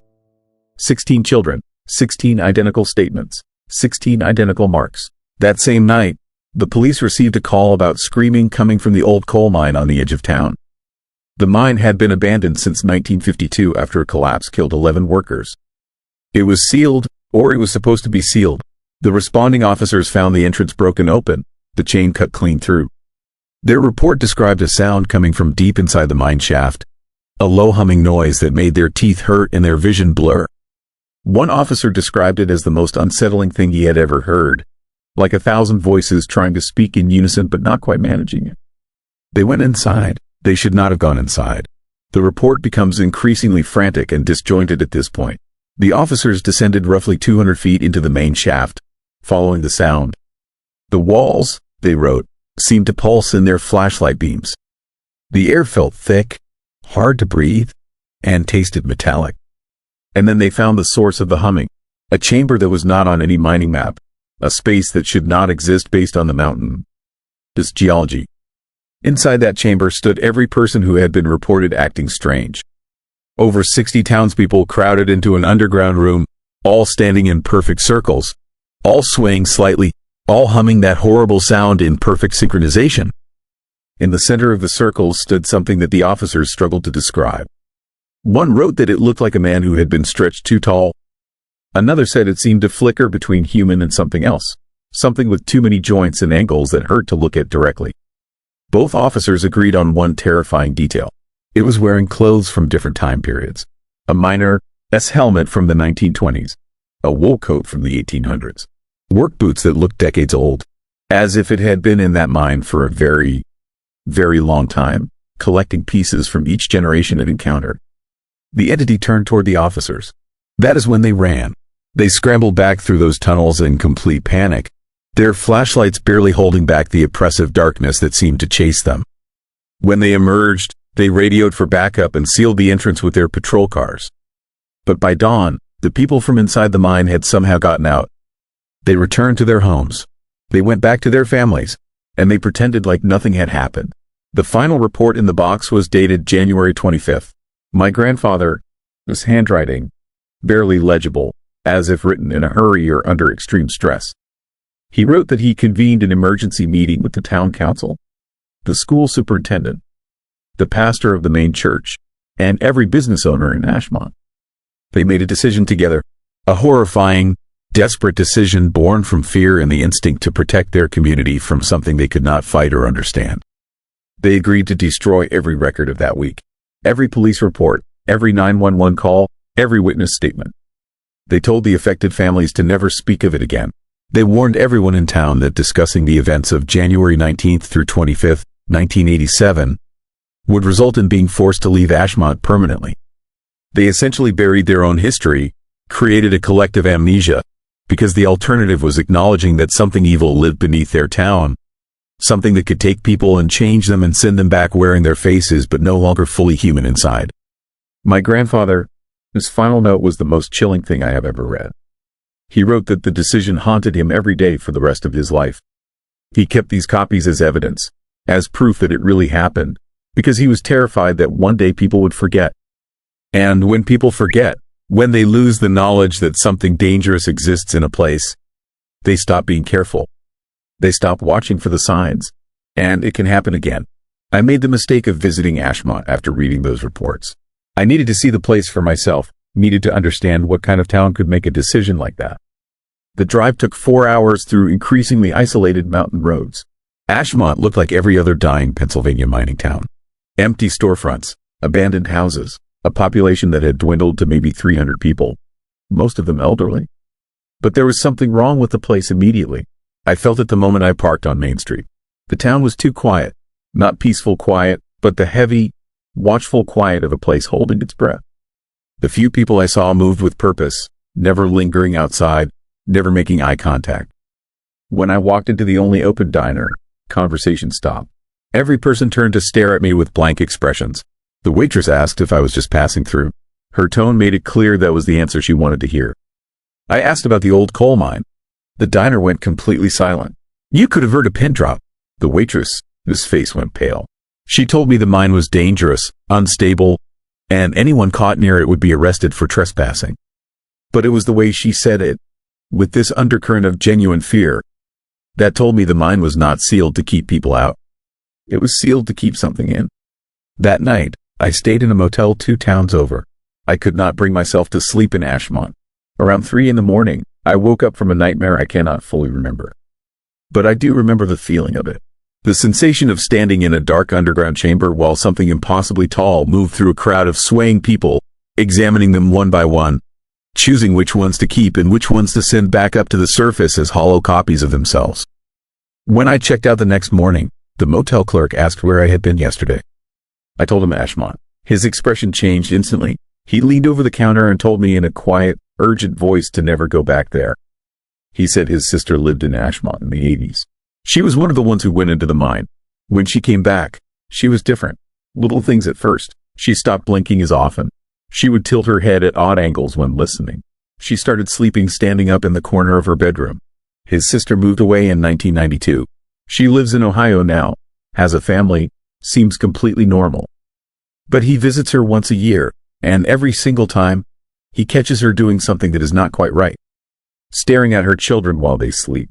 Standing motionless in the yard during winter, humming a low, rhythmic sound that makes his teeth hurt. He said whatever that thing in the mine did to her, it is still there inside her, dormant, waiting. I destroyed my grandfather's box of reports after that trip. I burned every page, watched the paper curl and blacken and turn to ash. I told myself it was to protect the people of Ashmont, to honor their choice to forget. But that is a lie. I destroyed the evidence because I was terrified of what might happen if the wrong person found it. If someone with more courage or more stupidity than me decided to go to that mine and investigate. If they somehow opened it up and woke whatever has been sleeping beneath that Pennsylvania mountain for God knows how long. But I kept one thing. A photograph that was tucked into the bottom of the box. It shows the entrance to the mine, taken sometime in the 1980s. In the darkness beyond the entrance, if you look very carefully, you can see shapes. Dozens of human-shaped figures standing in the shadows, all perfectly still, all facing the camera. And behind them, barely visible, something impossibly tall with limbs that seem to bend in too many places. I keep that photograph in my safe. I look at it sometimes when I need to remind myself that there are things in this world we are not meant to understand. Things that exist in forgotten places. Things that towns like Ashmont had to make impossible choices to contain. The photo terrifies me, but it also serves as a warning. A reminder that some doors, once opened, can never truly be closed again. The town of Ashmont still exists. The mine is still there, sealed behind a new chain link fence and warning signs. The people who were changed that winter in 1987 are mostly gone now, moved away or passed on. But their children still live there, and their grandchildren. And I wonder, late at night when I cannot sleep, if whatever marked those people passed something down to the next generation. If the thing in the mine is patient enough to wait decades, to let the memory fade, to let the fear die down, before it reaches out again. My grandfather spent 37 years keeping that secret. He died without ever telling anyone what really happened. The guilt ate at him. I could see it in his final years, but he never broke his silence. He honored the pact that Ashmont made. And now I carry that burden too. The knowledge that somewhere in western Pennsylvania, beneath a sealed mine in a dying town, something waits in the darkness. Something that can wear human faces and walk among us and slowly, patiently, replace us one by one.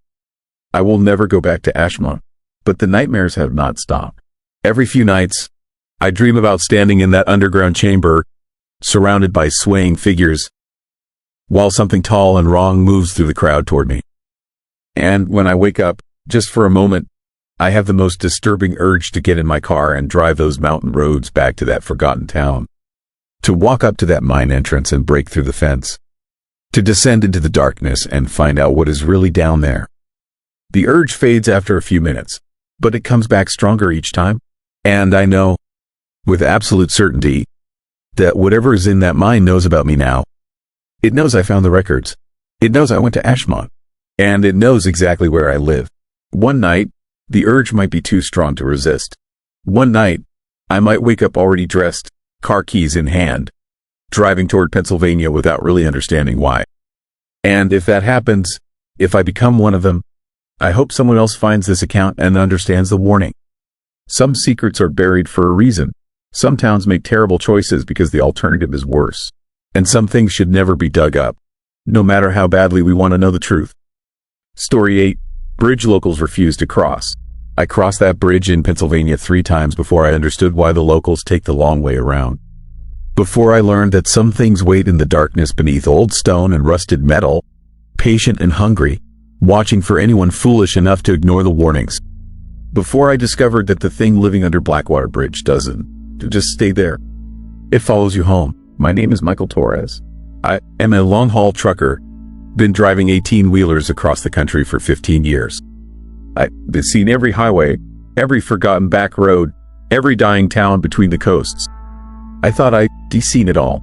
I was wrong, dead wrong. It started on a Tuesday night in October. I was hauling electronics from Pittsburgh to Philadelphia, running behind schedule because of construction delays on the turnpike. My GPS offered an alternate route through rural Lancaster County, shaving 40 minutes off my drive. The road cut through farmland and dense forest, narrow and poorly lit, but I needed to make my delivery window. So I took it. Blackwater Bridge appeared suddenly in my headlights, a skeletal iron structure spanning a deep ravine. The creek below was barely visible, just a ribbon of black water reflecting moonlight. The bridge looked ancient, probably built in the 20s or 30s, with rusted girders and wooden planks that had been patched so many times they looked like a quilt. A faded sign warned the weight limit was 15 tons. My rig was within spec, but barely. As I approached, I noticed something odd. Tire marks. Fresh tire marks that swerved hard at the bridge entrance, like multiple vehicles had suddenly changed their minds and turned around at the last second. Deep gouges in the shoulder where someone had braked hard and reversed. That should have been my first clue. That should have made me stop. But I was tired. I was behind schedule, and the detour would cost me another hour.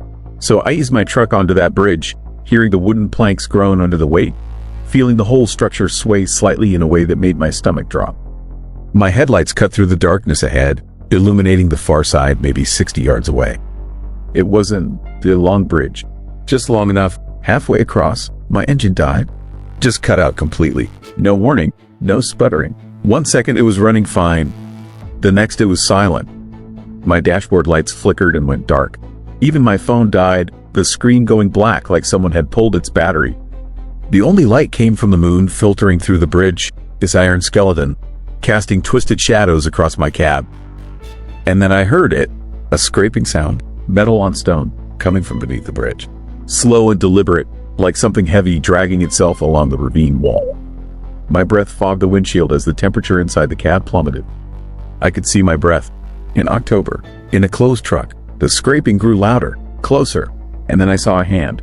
A pale, impossibly long hand gripping the edge of the bridge railing beside my truck. The fingers were wrong. Too many joints, too many knuckles. They wrapped around the metal with a grip that made the iron creak and bend. I sat frozen, my heart hammering so hard I thought it might burst. The hand pulled, and something hauled itself up from beneath the bridge. I couldn't see all of it. My mind wouldn't let me process what I was looking at. Just impressions. A shape that was almost human but stretched and twisted. Eyes that reflected my dashboard lights even though the lights were off. A face that seemed to shift and change every time I tried to focus on it. It stood beside my truck, level with my window, staring at me. Not moving, just staring. And I knew with absolute certainty that if I looked directly at it, if I met those eyes, something terrible would happen. Something permanent. So I stared straight ahead, my hands locked on the steering wheel, praying silently while sweat ran down my face despite the cold. You know how long we stayed like that? Could have been seconds, could have been hours. Time felt broken on that bridge, like I slipped into a pocket where normal rules didn't apply. Finally, the thing moved. It walked slowly around the front of my truck, its footsteps making no sound on the wooden planks. When it reached the passenger side, it pressed its face against the window. I could hear its breathing, wet and ragged. Wrong. Then my engine roared to life. All my lights blazed on at once, so bright they hurt my eyes. And the thing was gone, vanished, like it had never been there at all. I didn't hesitate. I slammed the accelerator and my truck lurched forward, wheels screaming, wooden planks splintering beneath me. I made it to the far side and kept going, not slowing down until I hit the main highway 20 miles later. I told myself it was exhaustion, hallucination, stress. I'd been driving too long without proper sleep. That's what I told myself. But deep down, I knew better. Because when I checked my security camera footage, the one mounted on my cab that records the road ahead, there was nothing. Just static for the exact time I spent on that bridge. And on my side mirror, pressed into the dust and grime, was a handprint.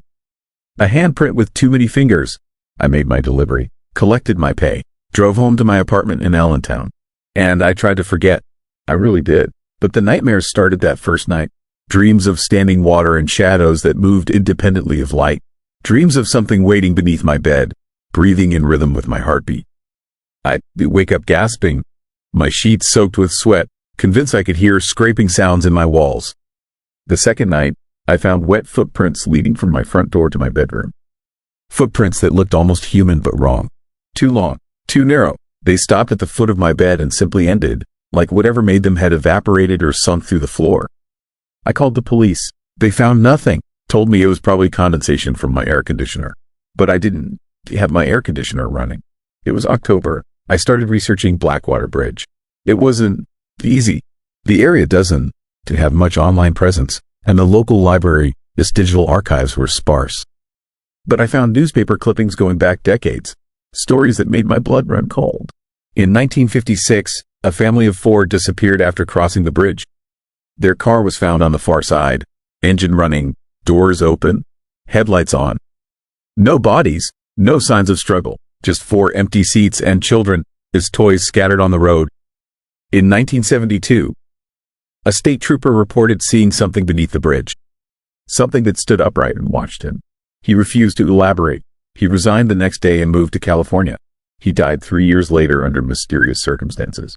The coroner's report mentioned severe internal damage consistent with prolonged exposure to extreme cold, even though he died in the middle of summer. In 1988, a teenager named Sarah Perkins crossed the bridge on a dare. She made it to the other side, but she wasn't alone. Witnesses said something followed her. A shadow that moved behind her, matching her steps, getting closer with each footfall. She ran. The shadow ran faster. They found her body a week later in her own bedroom, frozen solid. Her face locked in an expression of absolute terror. The room temperature was 73 degrees. The pattern was clear. The thing under Blackwater Bridge didn't just scare people. It marked them, followed them, and eventually, it collected them. I was marked. I knew it. I could feel its attention on me like a physical weight, pressing down on my chest, making it hard to breathe. The footprints appeared every night, always leading to my bed, always stopping at the same spot, and they were getting closer. The first night, they stopped 3 feet away. The second night, 2 feet. By the 5th night, they stopped right beside my bed, close enough that if something had been standing there, it could have reached out and touched my face while I slept. I couldn't stay in my apartment. I checked into a motel on the edge of town, a dingy place with flickering neon and stained carpets. It didn't matter. The footprints found me there too, wet and cold and impossibly wrong, leading from the door to my bed, then vanishing like morning dew. I was losing my mind. I stopped sleeping, started drinking coffee by the gallon, taking pills to stay awake. But exhaustion is a patient enemy. On the 8th night, I passed out sitting in a chair, my back against the wall, a baseball bat across my lap. I woke to the feeling of something breathing on my face, cold breath that smelled like stagnant water and old stone. I opened my eyes slowly, terrified of what I'd see. The room was dark except for moonlight filtering through thin curtains. And standing over me, bent at an impossible angle to bring its face level with mine, was the thing from the bridge. I could see it clearly now. My mind couldn't protect me anymore. It was humanoid but corrupted, like someone had taken a person and stretched them, distorted them, remade them into something that existed in the spaces between what is real and what is nightmare. Its skin was pale and wet, covered in patterns that looked like ripples in water. Its eyes were black and bottomless, and its mouth opened slowly, revealing rows of teeth that looked like broken glass. It reached for me, those 2 long fingers extending toward my face, and I couldn't move, couldn't scream, could only sit there while it came closer and closer, its cold fingers finally touching my cheek with a sensation like ice water flowing into my veins. Then it spoke, not with sound, but directly into my mind, a voice like grinding stone and rushing water. It showed me things, visions of others who had crossed the bridge, dozens of them over the decades, all marked, all followed, all eventually taken. It showed me where they went, a place beneath the bridge that wasn't just a ravine but a doorway, a threshold to somewhere cold and dark and hungry. And it showed me the choice.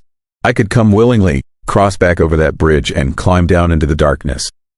Or it could take me slowly, piece by piece, night after night, until there was nothing left but an empty shell and another unsolved disappearance. The thing withdrew its hand.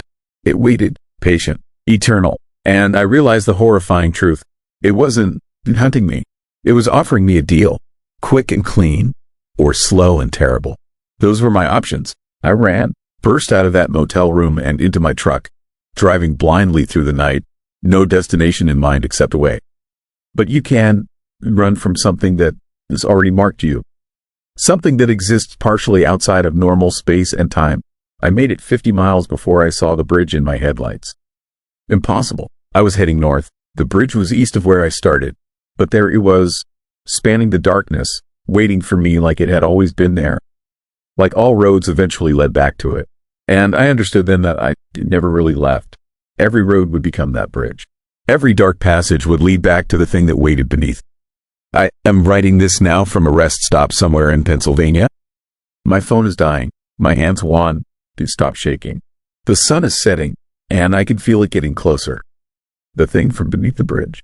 It is done waiting, done being patient. Tonight, one way or another, I'll cross that bridge for the final time.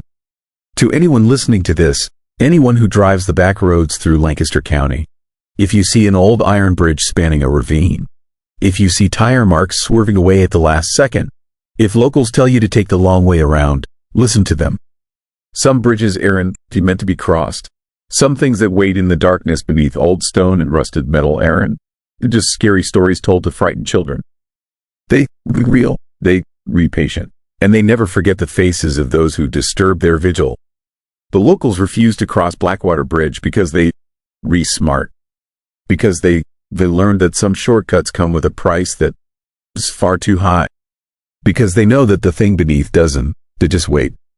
It follows, it marks, it collects, and once you remarked, there is only one way off that bridge. Only one direction you can go. Down into the cold darkness where something ancient and hungry has been waiting for longer than any of us can imagine. Where the water runs black and the shadows have weight and the screaming never stops echoing through stone chambers that shouldn't exist. I can see the bridge ahead now. My headlights just caught the edge of it, rising out of the darkness like a skeleton. This ribcage. My engine is starting to sputter. The temperature is dropping. And in my rearview mirror, barely visible in the fading light, something tall and wrong is walking up the road behind me, matching my speed, getting closer with every second. This is Michael Torres. If anyone finds this recording, tell my family I'm sorry. Tell them I should have listened to the warnings. Tell them that some bridges should never be crossed, and some things that wait in the darkness are better left undisturbed. The bridge is here. My engine just died, and the scraping has started again. Metal on stone, coming up from beneath. Coming for me. God help me. It is coming. Story 9. Hospital that never emptied. I found the hospital by accident on a terrifying autumn night in 2019, when my car broke down on a forgotten back road in northeastern Pennsylvania. The engine just died. No warning, no sputtering. One moment I was driving through darkness, and the next moment I was coasting to a stop in front of a structure so massive and unsettling that my blood ran cold the instant I saw it. Riverside Psychiatric Hospital stood against the black sky like a skeletal hand reaching toward nothing. The building was a nightmare of Victorian architecture. 7 stories of decaying brick and boarded windows, with ivy crawling up the walls like something alive. According to the faded sign at the entrance, the hospital had been closed since 1987. That was 32 years ago. Yet as I sat in my dead car, staring up at those crumbling walls, I saw something that made my skin crawl with a fear I couldn't explain. The lights were on. Not all of them, but scattered throughout the building, in windows that should have been dark for 3 decades. I could see the creepy glow of electric light. Warm, yellowish light that seemed almost welcoming, almost alive. My hands were shaking as I grabbed my phone to check the time. 11:47 at night. Who would be inside an abandoned hospital at midnight? And more importantly, how was the electricity even working? I told myself I should call for roadside assistance and wait in my car like a sensible person. Instead, I found myself getting out and walking toward the entrance. The eerie sensation of being drawn toward something dangerous was overwhelming, but I couldn't stop myself. It was like the building was calling to me somehow, with a pull I couldn't resist. The front doors were unlocked. They swung open silently, as if someone had been expecting me. The lobby beyond was a terrifying shrine to abandonment. Dust covered every surface. The reception desk, the old furniture, the potted plants that had long since turned to skeletal remains. But the overhead lights were bright and humming with electrical current. The fluorescent tubes cast everything in a sickly white glow that made the scene feel even more disturbing. And there was a smell, something like antiseptic mixed with decay, the kind of horrifying stench you get when medical facilities go unmaintained for decades. I should have turned around right then. Every instinct screamed at me to leave, but something about this place pulled at me in a way I couldn't explain. I moved deeper into the building, my footsteps echoing off tile floors that hadn't been walked on in what felt like forever. The hallways stretched out in both directions, lined with doors leading to rooms I didn't want to imagine. Some doors were open. I could see beds inside, stripped bare of sheets, the mattresses stained with things I didn't want to think about. There were wheelchairs abandoned in corners, as if their occupants had just vanished. The nightmare feeling intensified when I noticed something that made my heart skip a beat. The lights were on in every hallway I walked down, not the overhead fluorescents from the entrance. Those could have been on some kind of automatic timer or emergency system. No, these lights came on as I approached, illuminating my path through the darkness like the hospital itself was guiding me somewhere. The creepy precision of it, the way each section lit up just as I reached it, filled me with a dread so profound that I had to stop and lean against the wall to steady myself. That's when I heard it. The sound came from somewhere above me, a soft beeping, like a heart monitor. Then another, and another. Within seconds, the eerie symphony of cardiac monitors, breathing machines, and IV pump alarms filled the entire building. All of them were going off at once, creating a nightmare cacophony of medical equipment that shouldn't be powered, shouldn't be running, shouldn't be anywhere near functional. I took the stairs up to the second floor, drawn by the disturbing sounds like a moth to flame. The hallways up there were different, more organized. I realized I was looking at patient wards. The doors had numbers on them. Some had small windows. Through one, I saw a hospital bed with fresh white sheets, a pillow arranged carefully at the head. Clean, maintained, impossible. My hands were trembling as I pushed open the door to room 215. Inside, the bed was made with precision, the blanket folded neatly at the foot. A monitor beside the bed displayed a steady heartbeat, 120 beats per minute. Normal, healthy, but there was no one in the bed. There was no one in the room at all. The truly terrifying moment came when I spotted the chart hanging on the wall beside the bed. A patient chart, with writing on it, recent writing. The date at the top was from yesterday. The chilling words written there in what looked like professional medical handwriting made me understand that something was deeply, fundamentally wrong with this place. Patient stable, consciousness returning, expected full recovery within 1 week. I stumbled backward out of that room, my heart pounding so hard I thought it might burst through my chest. The beeping of the machines grew louder, more urgent, almost angry. The lights in the hallway flickered, and in that moment of darkness, I could swear I heard breathing. Not my own, something else, something in the walls. I ran to the next floor. The third level was worse, much worse. The patient charts were everywhere, stacked on the walls, hanging from door frames. And they were all recent. All of them dated within the last few weeks. Patient names, medications, dosages, treatment plans. Some of the handwriting looked like it had been written minutes ago. The ink was fresh, the paper was crisp, and every single chart told the same impossibly terrifying story. Patients that shouldn't exist in an abandoned hospital were not only real, but actively being treated. I moved through the hallways in a daze, passing room after room, each one containing a carefully made bed, each one with equipment that pulsed with electrical life. The eerie glow of monitors cast shadows across the walls. The nightmare sensation of being completely lost, completely alone in a place full of invisible people, threatened to overwhelm my mind. Then I found the records room. It was on the 4th floor, a large office filled with filing cabinets and a desk with an old computer. The computer was on. The monitor displayed a patient database, and with trembling hands, I moved the mouse to see what was on the screen. What I found made my blood run so cold that I thought I might never be warm again. Patient logs, hundreds of them, thousands of them, maybe. And every single one was being updated in real time. New entries were being made as I watched, new vital signs being recorded, new medications being logged. The timestamps showed that patients were being admitted, treated, and monitored on a schedule that ran like clockwork. The truly disturbing part was that I didn't recognize any of the names. Not one of them. These weren't real people. They couldn't be. There was no way that this many patients could exist in a hospital that had been closed for 32 years.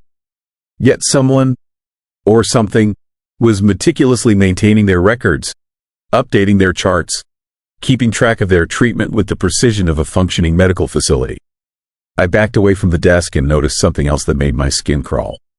On the wall behind the desk, there was a framed photograph. It showed the hospital from the outside, but not as it looked now. In the photograph, the building was pristine and new.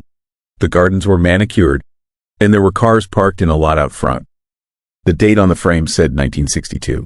But that wasn't what made the photograph truly horrifying.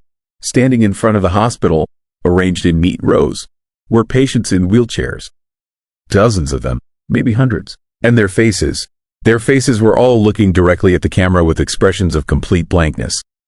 No emotion, no awareness, just empty eyes staring out at nothing. I heard footsteps in the hallway. The terrifying realization hit me that I wasn't alone in this building anymore. The footsteps were slow and deliberate, moving down the hallway with a mechanical precision that made my nightmare fear even more acute. I couldn't see anyone, but the footsteps were getting closer. The eerie sensation of being hunted, of being trapped inside a building that functioned on some impossible logic I couldn't understand, sent me running toward the stairwell.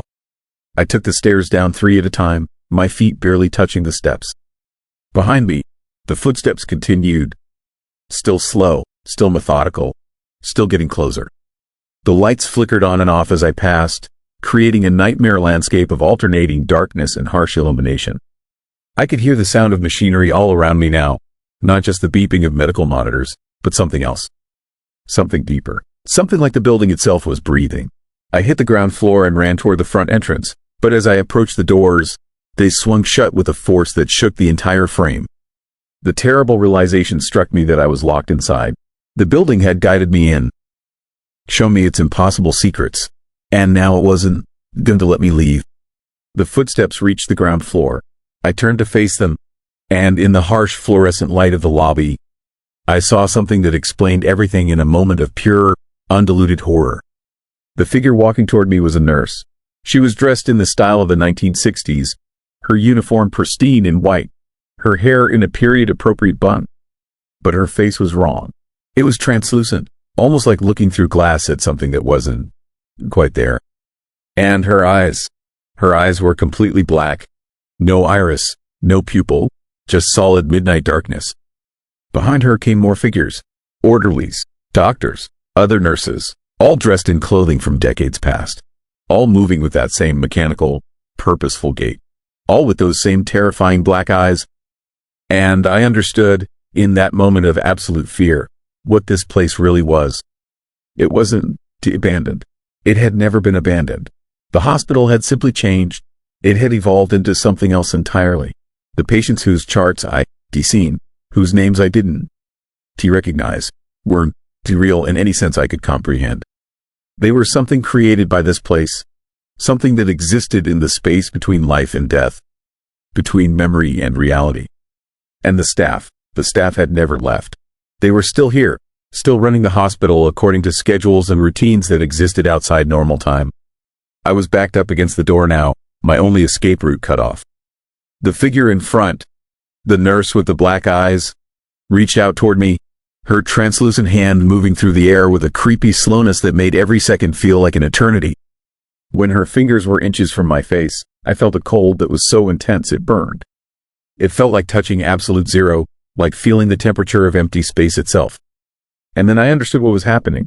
The hospital wasn't trying to keep me here to hurt me. It was trying to keep me here to add me to its collection. My name was probably already in the patient database. My chart was probably already being updated with vital signs and treatment plans. The building had drawn me in deliberately, had shown me its impossible secrets, because it needed me to understand what it was. It needed me to know that I was now part of something that transcended normal reality. The door behind me suddenly opened, and I fell backward out of the hospital into the night air. I scrambled to my feet and ran, leaving my car behind, leaving everything behind, just needing to get away from that terrifying place.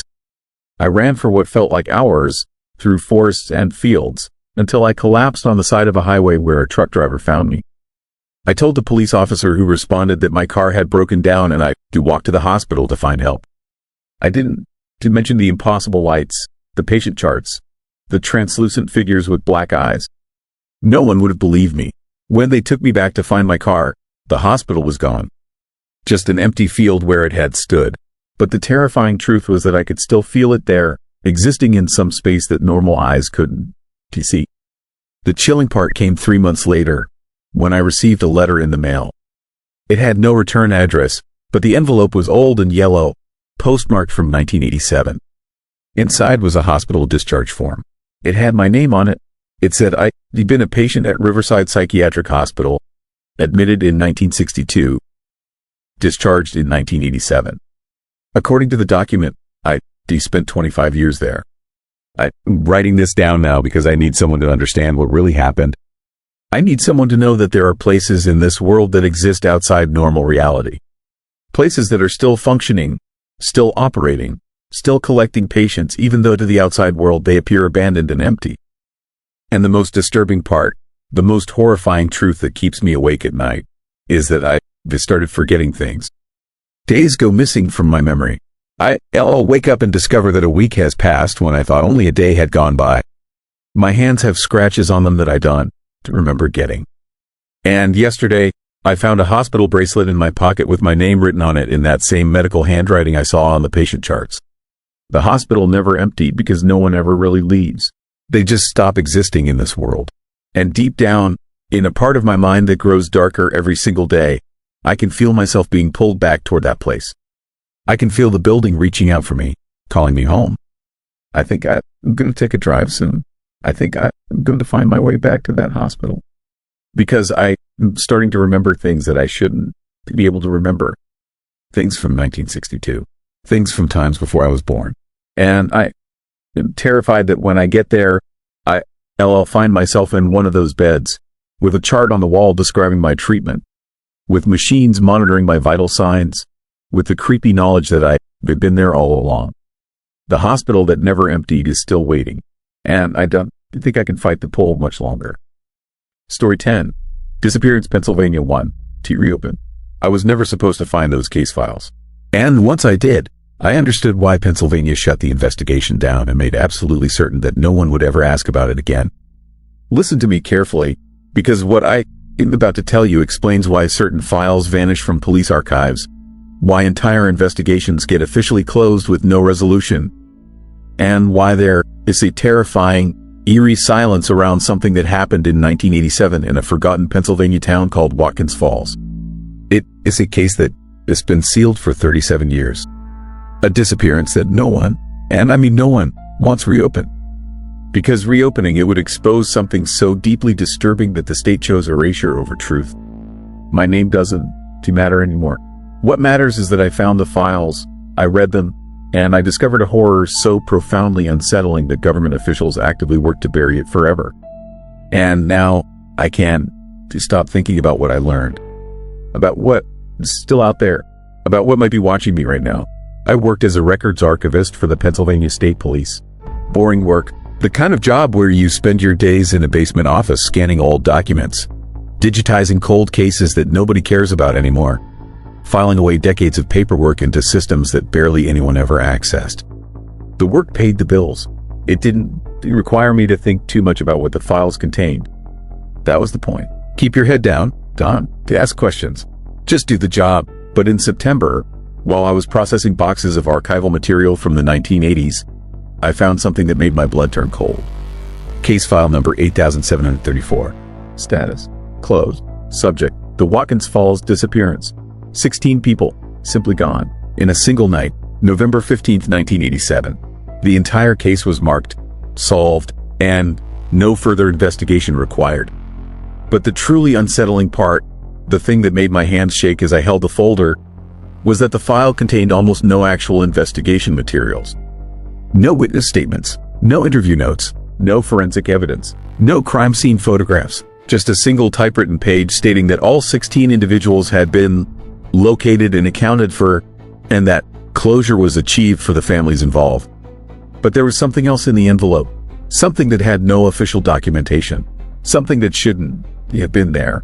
Photographs. 16 of them. 16 faces I would come to recognize in my nightmare dreams for the rest of my life.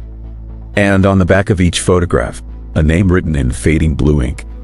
Names that would lead me down a path of horrifying discovery.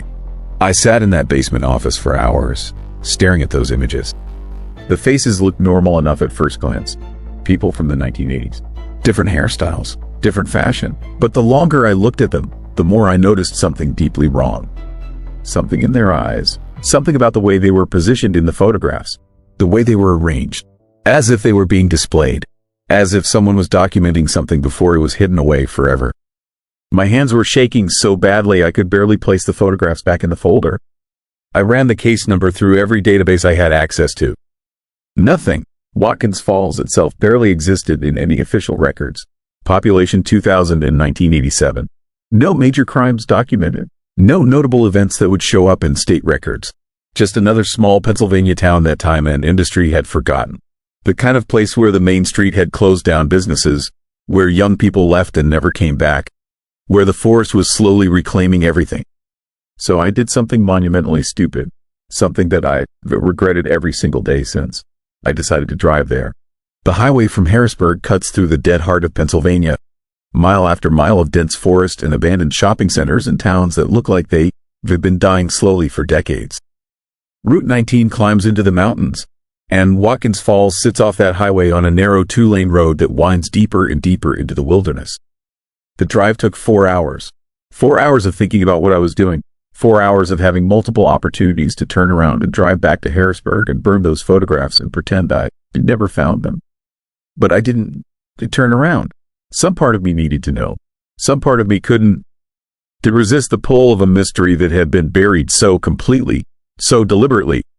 The town was smaller than I expected. Maybe 1,000 people now, down from the 2,000 it had been in 1987.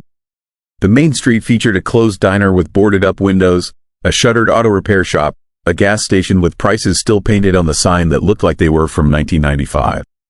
A pharmacy that had been converted into some kind of religious center. Everything had that specific, chilling aesthetic of American abandonment. The kind of place where something terrible had happened and then everyone collectively agreed to pretend it hadn't. To move on, to stop remembering. The September afternoon was growing dark earlier than it should have been. The sky was heavy with clouds that looked almost gray and brown. The sun couldn't quite push through. The temperature had dropped noticeably as I drove higher into the mountains. I parked my car near what used to be the town hall and just sat there for a few minutes, gathering the courage to get out. When I finally did, I felt it. That sensation of being watched. That ancient animal instinct that whispers to you that something is not right. A few people watched me from their porches with an expression I can only describe as unsettling recognition. Like they knew exactly why I was here. Like they had been waiting for someone to come asking questions. And like they were afraid of what would happen now that someone had. The police station was a small brick building near the center of town. The lights were on inside, and through the window I could see a man sitting behind a desk, reading something. I pushed open the door and walked inside.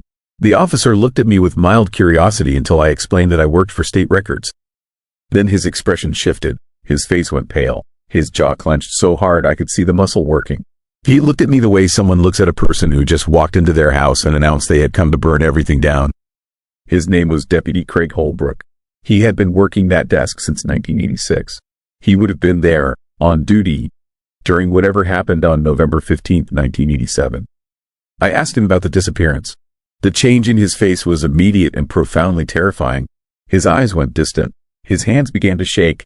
He stood up from his desk and walked to the window, looking out at the darkening street. When he finally turned back to face me, I could see genuine fear in his expression.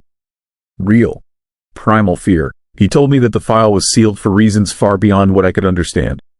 He told me that my job was to scan documents and file paperwork, not to investigate closed cases. He told me that some things in Pennsylvania had been decided at levels far above where we both worked, and that asking questions about them would result in consequences I couldn't possibly imagine. Then he asked me if I had made copies of the file. I lied and said no. But I had 3 copies, on 3 separate encrypted drives hidden in 3 separate locations. Deputy Holbrook walked me to the door and told me to leave Watkins Falls immediately. He told me to go back to Harrisburg and forget I'd ever seen that file. He told me that if I valued my life and the lives of the people I cared about, I would do exactly that. As I left the police station, I felt the full weight of something dark and terrifying settle over me. Deputy Holbrook stood at the window and watched me drive away, and I knew with absolute certainty that he was going to report my visit to someone. That I had just made a critical, possibly fatal mistake in coming here, in asking these questions. Over the next week, I became obsessed. Completely consumed. I contacted county records offices. I searched newspaper archives from 1987. I tried to locate the families of the 16 people in those photographs. I spent hours online looking for any information about Watkins Falls, about November 1987, about anything that might explain what had happened. The records were gone, not just sealed or restricted, completely erased. It was as if someone had gone through and surgically removed the entire disappearance from the documented history of Watkins Falls. The local newspaper had no archives from that time period. The county records office had no documentation of any missing persons report. No online missing persons databases had any record of the 16 individuals. It was like they had never existed at all, except I had the photographs, and the photographs had names on the back. I couldn't explain how I knew, couldn't to point to any single piece of evidence, but looking at those images, studying those faces, reading those names, I became convinced of something horrifying. The 16 people in those photographs had not disappeared in any conventional sense. They had been transformed, changed into something that couldn't to exist in the official records of a functioning society. Something so fundamentally wrong, so impossible, that the only response was to seal the case, erase the documentation, pay off the people who knew, and hope that no one ever asked questions again. That is when things started to happen. The first incident was small. My car wouldn't start one morning. Just dead. No electrical power. No response when I turned the key. I had to call a tow truck. The mechanic who looked at it said it was impossible. There was no reason the battery should be dead. The alternator was fine. The wiring was perfect. He couldn't explain it. He charged me for the tow and the diagnostic and told me to take it somewhere else if I wanted it fixed. The second incident was worse. I came home from work and found my apartment door unlocked. I was certain I had locked it, absolutely certain, but when I opened it, the door swung wide open. Nothing was stolen. Nothing was obviously disturbed, but everything was slightly moved. Not dramatically, just enough to notice if you were really paying attention. The pictures on my walls were tilted at different angles. The books on my shelf were rearranged. My clothes in my closet were hung differently than I remembered hanging them. Someone had been in my apartment. Someone wanted me to know that they had been there. The next morning, I found a note in my briefcase. A single line written in handwriting I didn't recognize. Stop looking. I reported it to the police. They came to my apartment and took a statement and made it clear they didn't take it very seriously. Or rather, they took it too seriously, in a way that suggested they knew exactly what was happening and that I had brought this on myself by being stupid enough to ask questions about things that were meant to stay buried. Then I started seeing him. At first, it was just a shadow in the parking lot of my apartment building. A tall, impossibly lean figure that would disappear the moment I looked directly at it. A shape that moved wrong, proportions that didn't quite match human anatomy. I told myself it was my imagination. The stress of everything was affecting me. But then I saw him again. And again, standing across the street from my office building, watching through the window of a coffee shop I frequented, sitting in a car parked outside my apartment building, waiting. I realized with creeping, mounting horror that I was being stalked. That something was hunting me. The breakthrough came when I finally worked up the courage to look up one of the names from the back of those photographs. David Sherman. I searched every database I could access, and I found something in the personnel records of the state police building where I worked. David Sherman had worked as an archivist. My job, my exact position, from 1985 to 1988. Then one day, he had simply stopped coming to work. His employment was terminated on November 16, 1987, the day after the disappearance in Watkins Falls.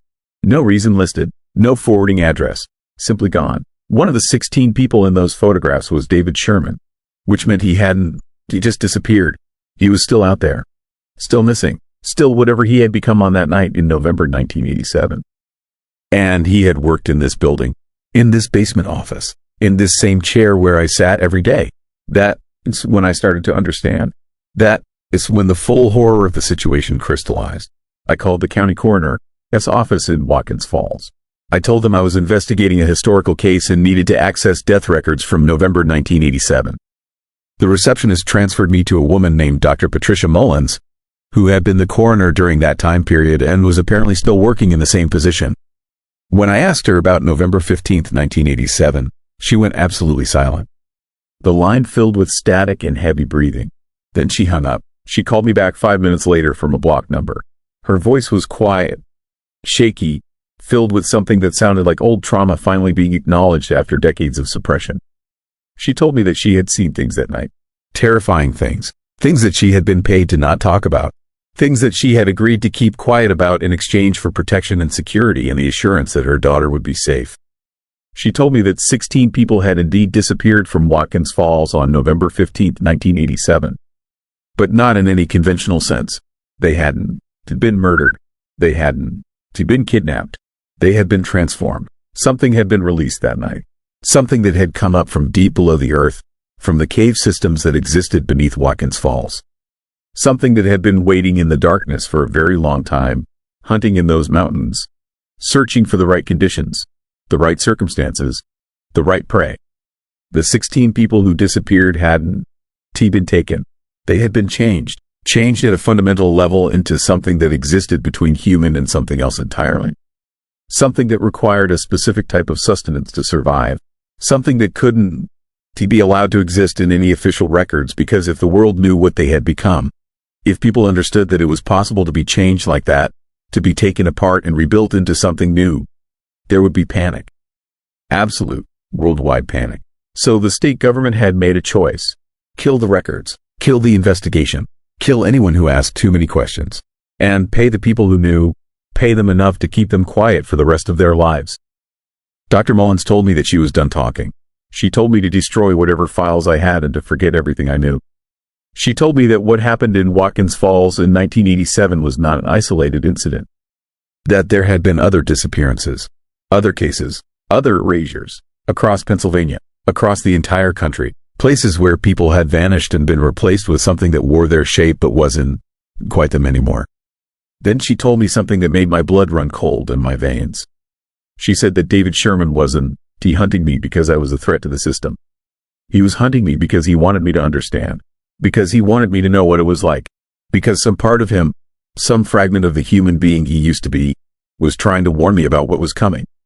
She told me that of the 16 people transformed in Watkins Falls, at least 6 of them were still alive, still functional in some twisted way, still operating within society, still passing for human enough to avoid detection. And they had been spreading, looking for others like them, creating more. She told me to run and never stop running. I didn't run. I did something worse, something more dangerous. I decided to go back to Watkins Falls. I decided to find the caves. I decided to understand what was really happening beneath that town. I made it as far as the town limits before my car broke down completely. Total electrical failure, dead battery, dead alternator, dead everything, every system completely non-functional. I had to walk the rest of the way into town on foot, carrying nothing but my phone and my keys. That night, I stayed in an abandoned motel just outside of Watkins Falls.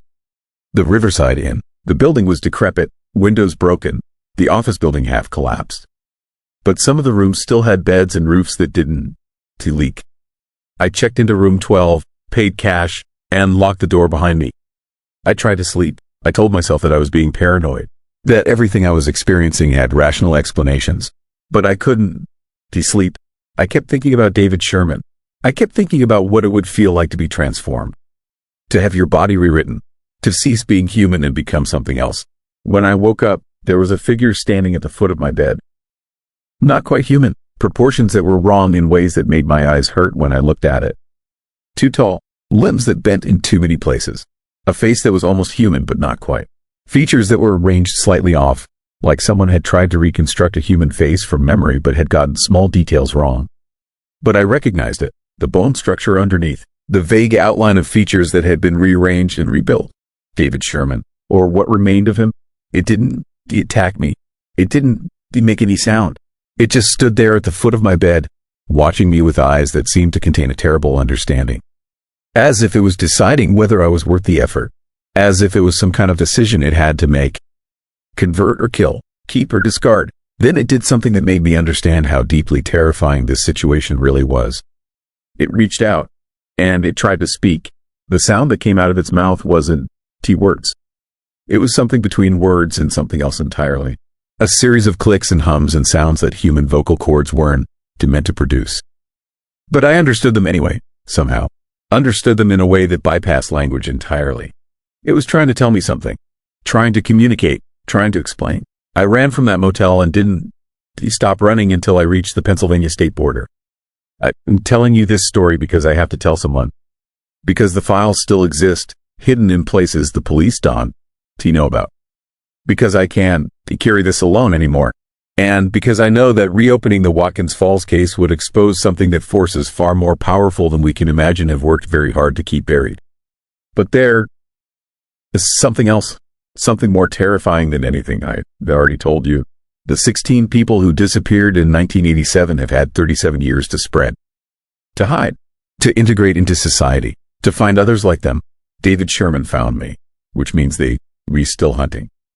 Still searching. Still spreading. And if you re-listening to this, if you live in Pennsylvania or anywhere else in America, if you ever met someone who seemed just slightly off, who had proportions that were wrong in a way you couldn't be quite articulate, who moved with an unsettling fluidity that doesn't match normal human movement, who made sounds that seemed almost human but not quite, you need to understand something very important. They're still out there, still walking among us, still spreading. And I started to notice changes in myself, changes that I can explain. Small things at first. My reflection looks slightly different. My joints bend in ways they didn't before. When I speak, sometimes sounds come out that I didn't intend to make. I think I'm becoming like them. And Pennsylvania will never reopen the Watkins Falls case because doing so would require them to admit that what happened in 1987 never really stopped at all. It just kept spreading, getting stronger, waiting, and now it's found me too.